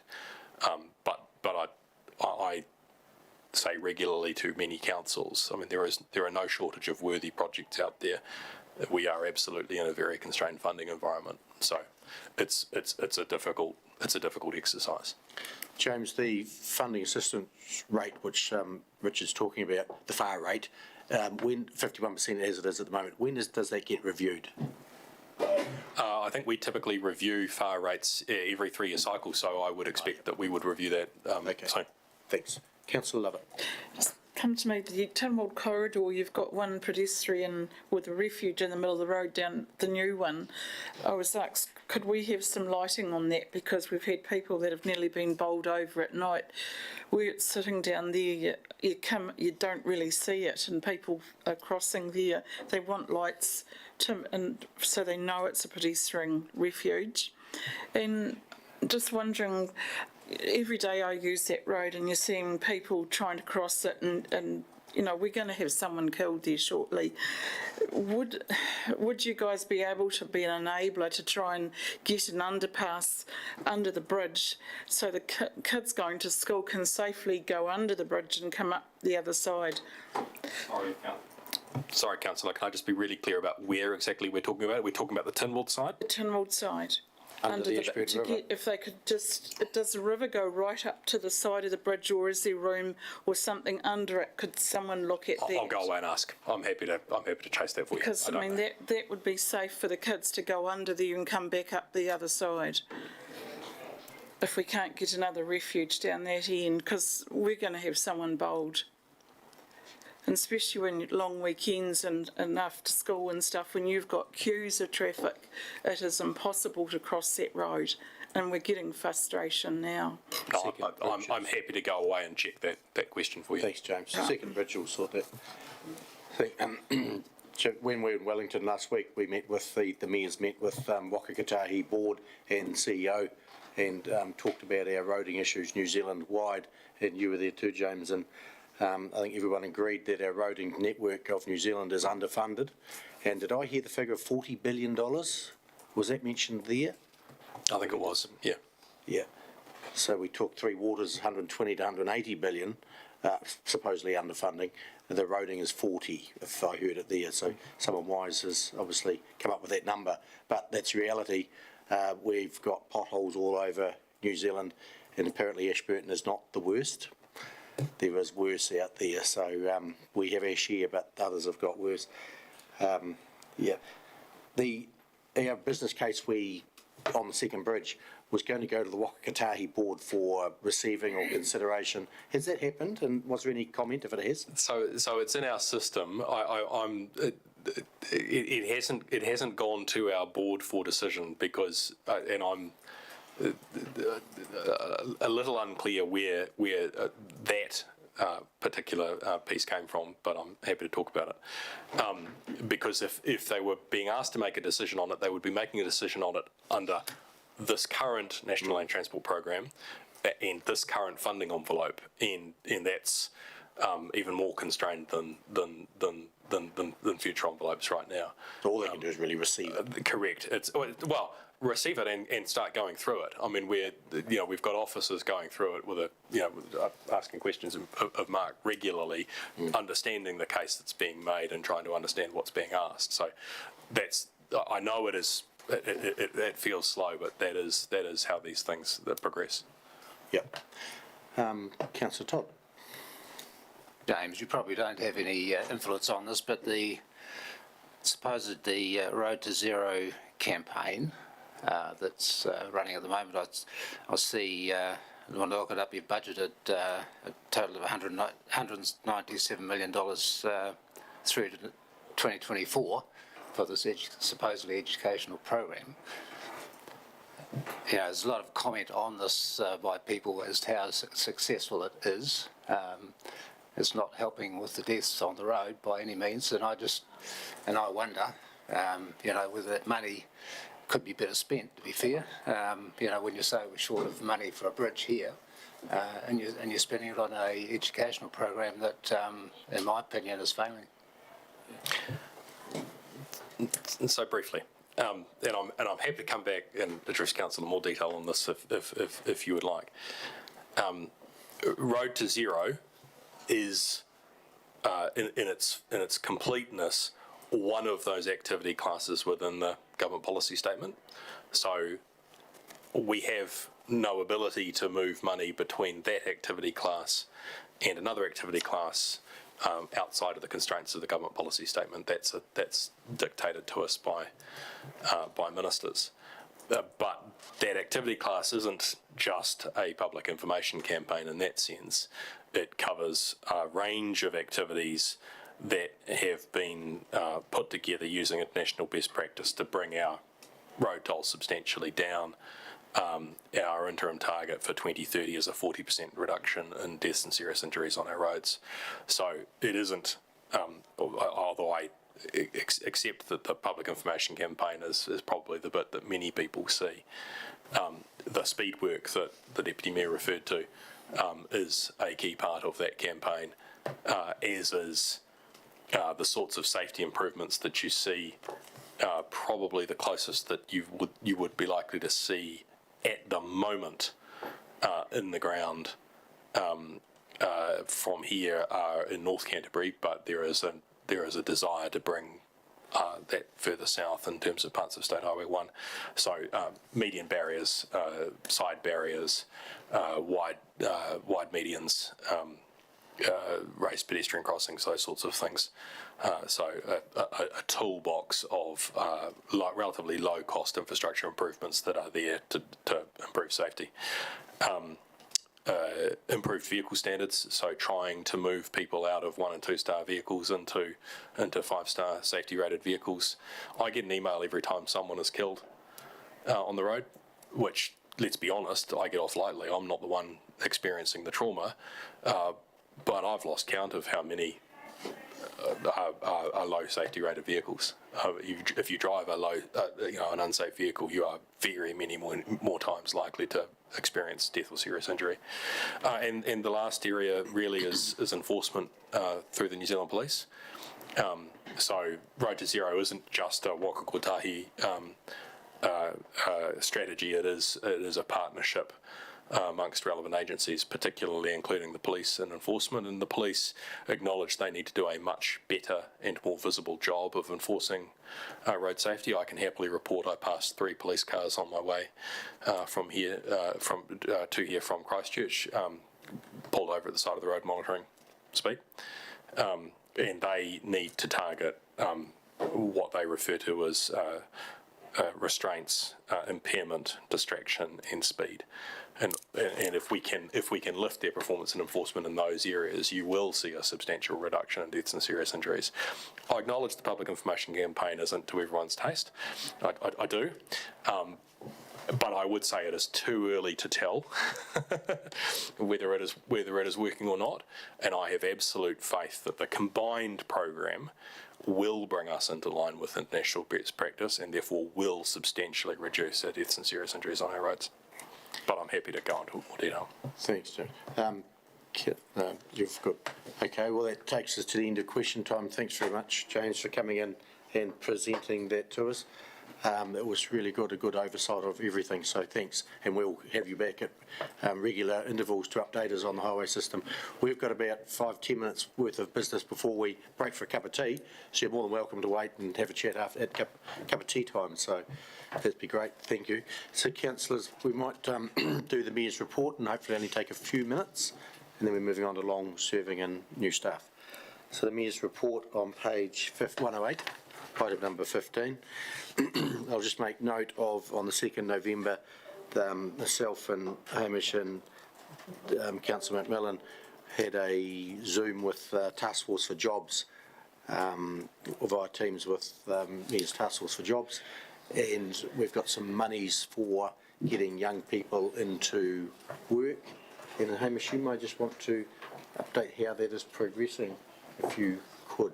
The numbers of dollars involved in what we're trying to achieve, which is getting those NEETs into work. Yes, thank you, Mr Mayor. The Mayor's Task Force for Jobs has been a very successful program aimed at NEETs, those not in education, employment or training, particularly in rural areas. And there's been quite an amount of money invested in that program across New Zealand with a great deal of success.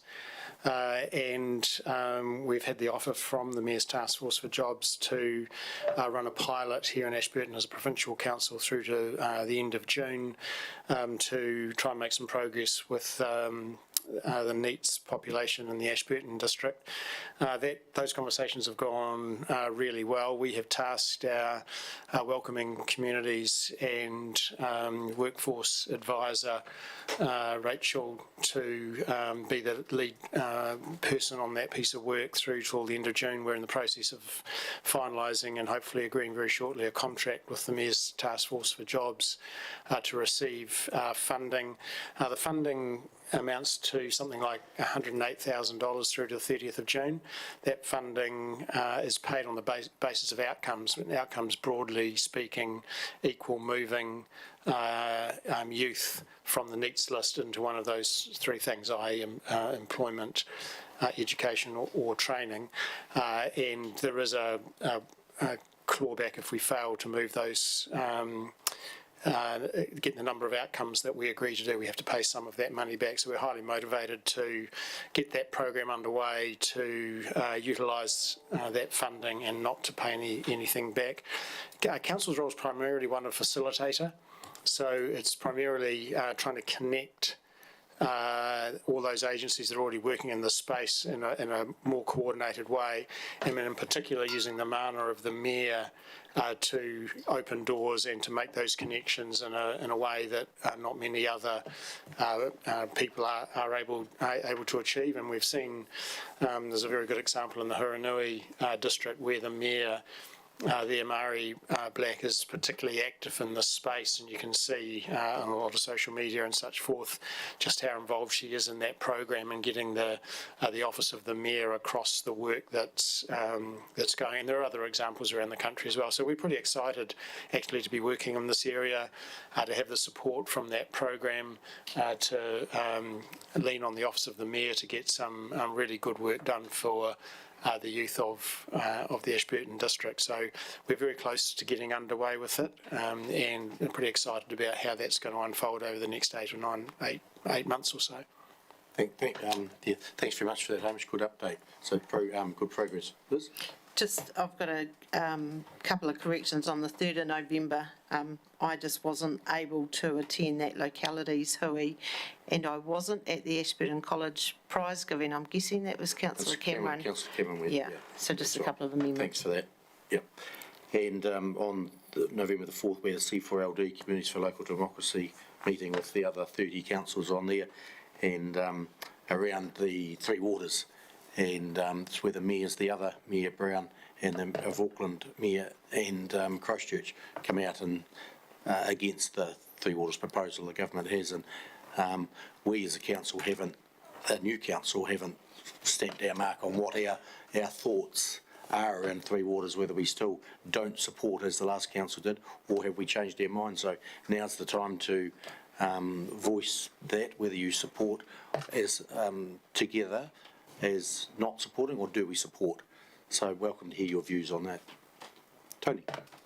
Thank you, Mr. Mayor. I wanted to have a discussion on Three Waters. I'm wondering whether I move a motion that we can speak to.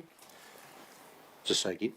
I'm just wondering whether I should move a motion that we can speak to, or do you just want a discussion? We'll just have a discussion, and we'll see if a motion comes out. Okay. Yeah. Okay.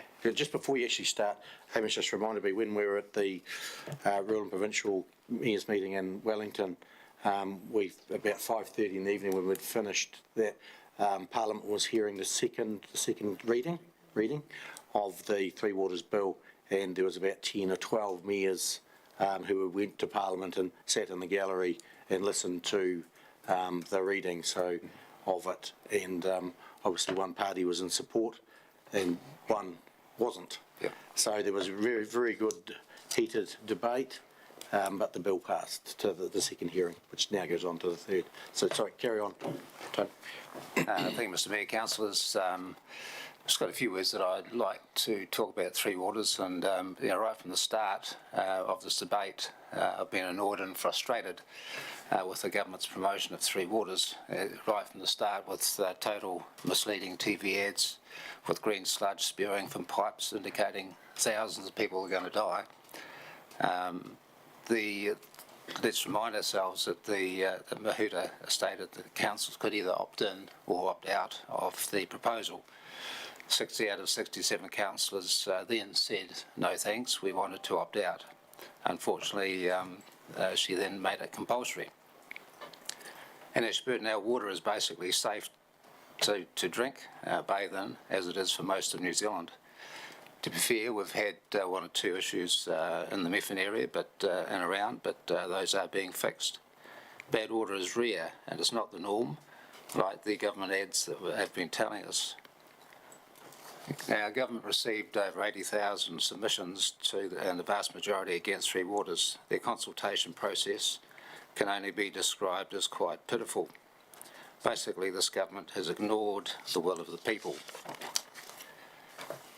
creating a bureaucratic monster that is the Three Waters takes the decision-making away from the coalface. With this bureaucratic monster, there is no accountability. We have no control over the asset that will still be technically ours. Council, it's worth noting that to make the change of this at this bureaucratic level, there must be a 75% majority. Therefore, you'll never see any change to the Three Waters structure. Prime Minister Ardern claims that if we don't implement the Three Waters proposal, we will be paying, in her words, $8,690 for water in 30 years' time. I believe this is pie-in-the-sky stuff. Who can know what the cost of water will be in 30 years' time? Mahuta has offered to pay 10% of the value of our assets as compensation, which, as I understand, our assets are around the $200 million mark. So that's not really a fair and equitable deal. I also note the potential for Three Waters to include green infrastructure like parks, reserves, plus include coastal and geothermal waters. So is Three Waters going to become Five Waters? I note a poll out saying that 60% of New Zealanders now oppose Three Waters, with only 22 in support, with the balance unsure. So there's a majority now in favour of ditching the Three Waters proposal. And I'd like to see our council front foot the opposition to this proposal. Yeah, I just see there's millions of dollars being wasted on promotion of Three Waters that hopefully could be overturned in October next year.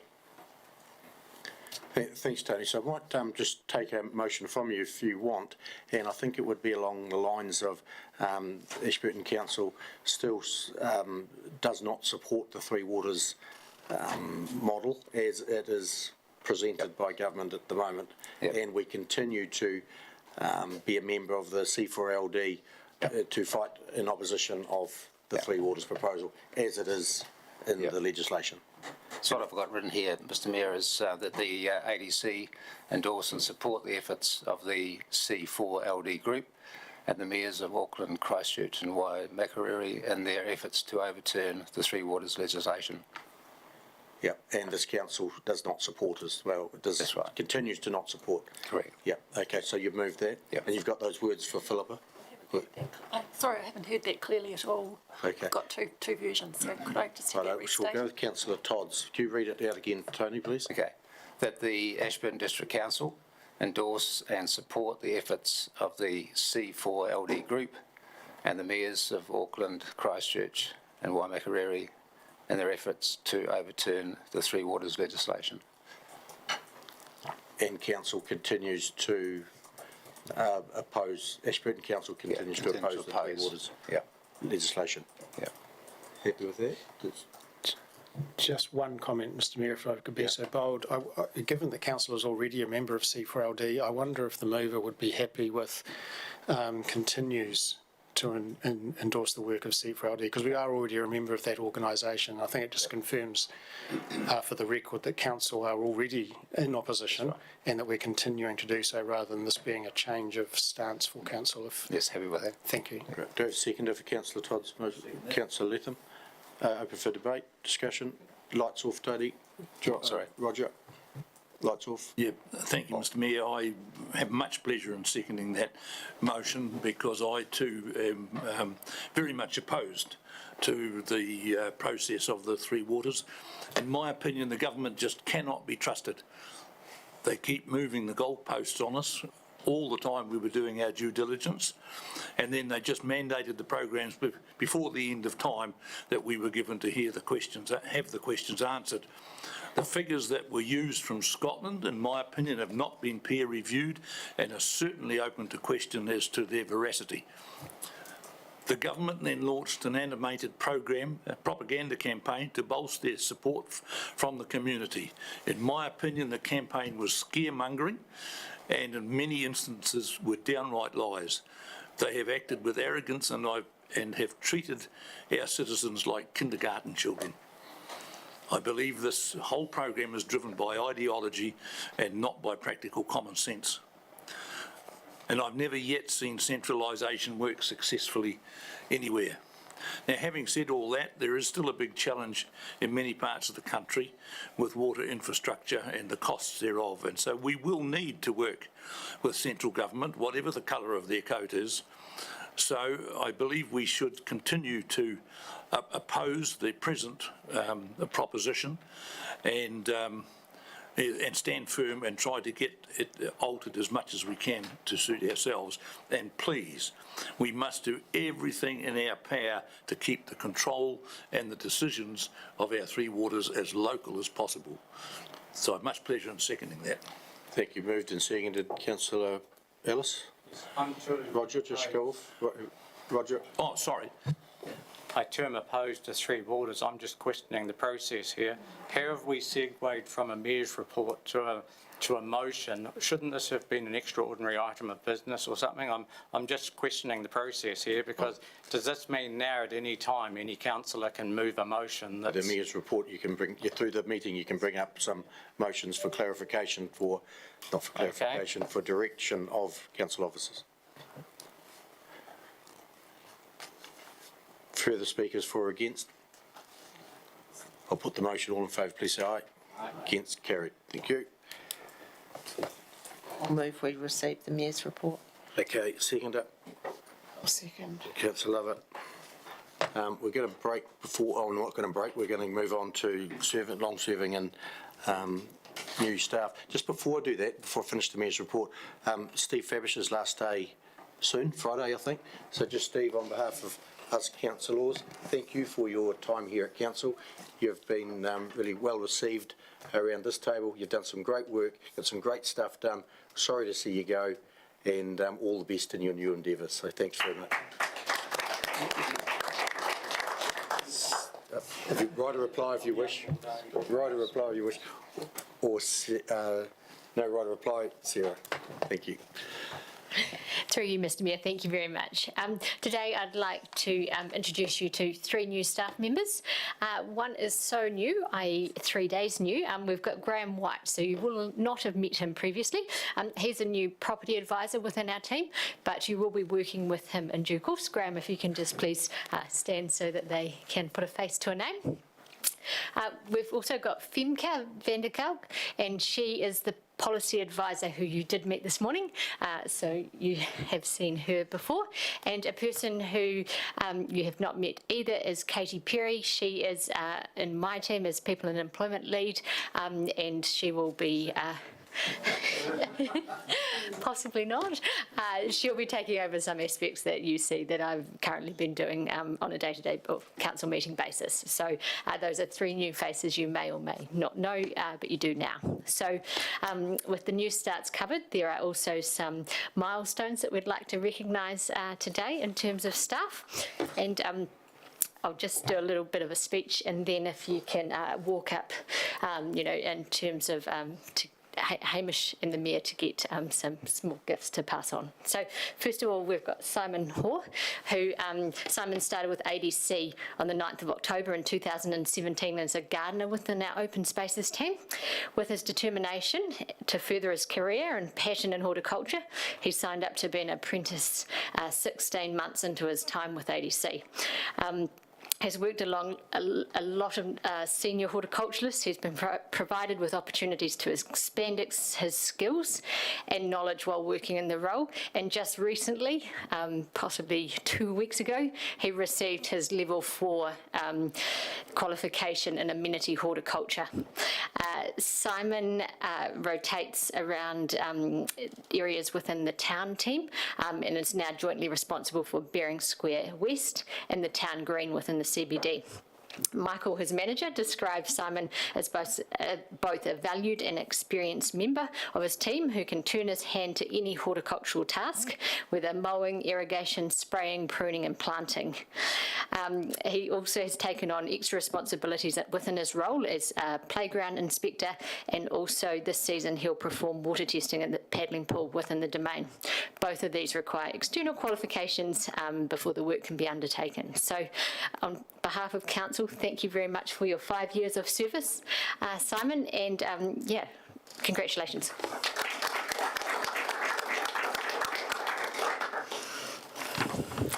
Fantastic. We also would like to acknowledge Terry O'Neill. Terry started as Council's District Forester on the 11th of November in 1992. So to stop everyone doing the maths, this is 30 years of service. Terry came to ADC with his Bachelor's of Forestry Science and previous experience within the wider Canterbury region as a forester. During Terry's time, he's been involved in many social sports teams at councils, many social activities, and probably organised a few as well. He's received training and resumed positions of responsibility in rural fire and also in civil defence. Terry was one of 3 controllers within the May 2021 floods. Over the last 30 years, forestry has been viewed as both council's golden goose and also ugly cousin. Our portfolio has increased in size and also decreased in size. We have harvested, I don't know how many tonnes of logs, but significant portion, and clearly sold some properties after they have been harvested. Our plantations have felt the full brunt of record-breaking winds. Carbon credits have added significant complexity to the world of forestry, and council rates have been set off multiple times due to the profits made within forestry. Terry's knowledge in forestry has continued to be sought by nearby council, and he currently acts as a consultant for Mackenzie District. 30 years service is a significant time. I'm not sure if you can quite believe that you've had 30 years either, but on behalf of council, thank you very much.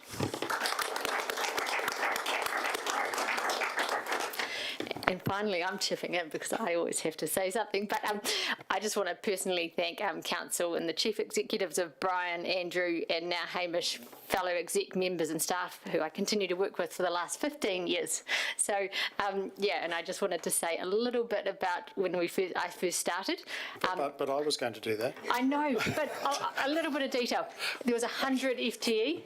100 FTE, we outsourced most of our roading and water services. There were 3 building officials instead of 11. We had telephonists who redirected calls versus customer service who answer most of our inquiries. We dreamed and were promised of a new purpose-built building. EA Network Centre, the sports facility, didn't exist. So, yeah, I just want to say absolute pleasure to be part of such a great team and who provides a much broader and higher level of service for our community than we did 15 years ago.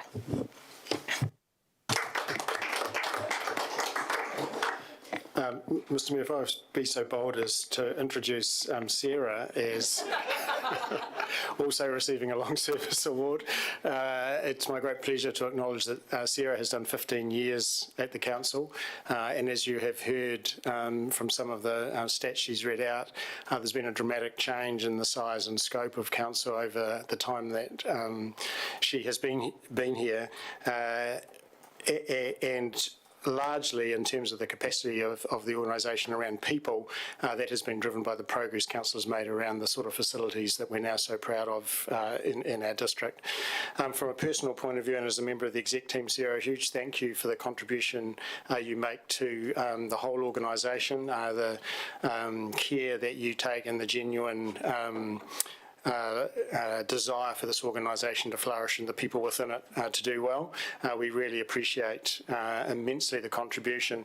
And just for Council's benefit, Sarah's role changes as of next Monday to be the Group Manager of People and Facilities following a bit of a restructure with Steve's departure. So a hearty thank you and congratulations to Sarah for her 15 years.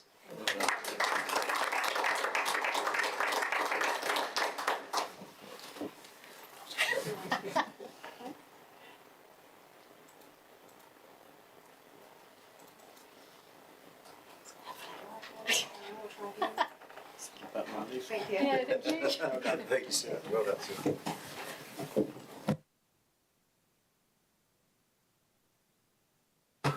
Slightly behind time, but that doesn't matter. We've got all day.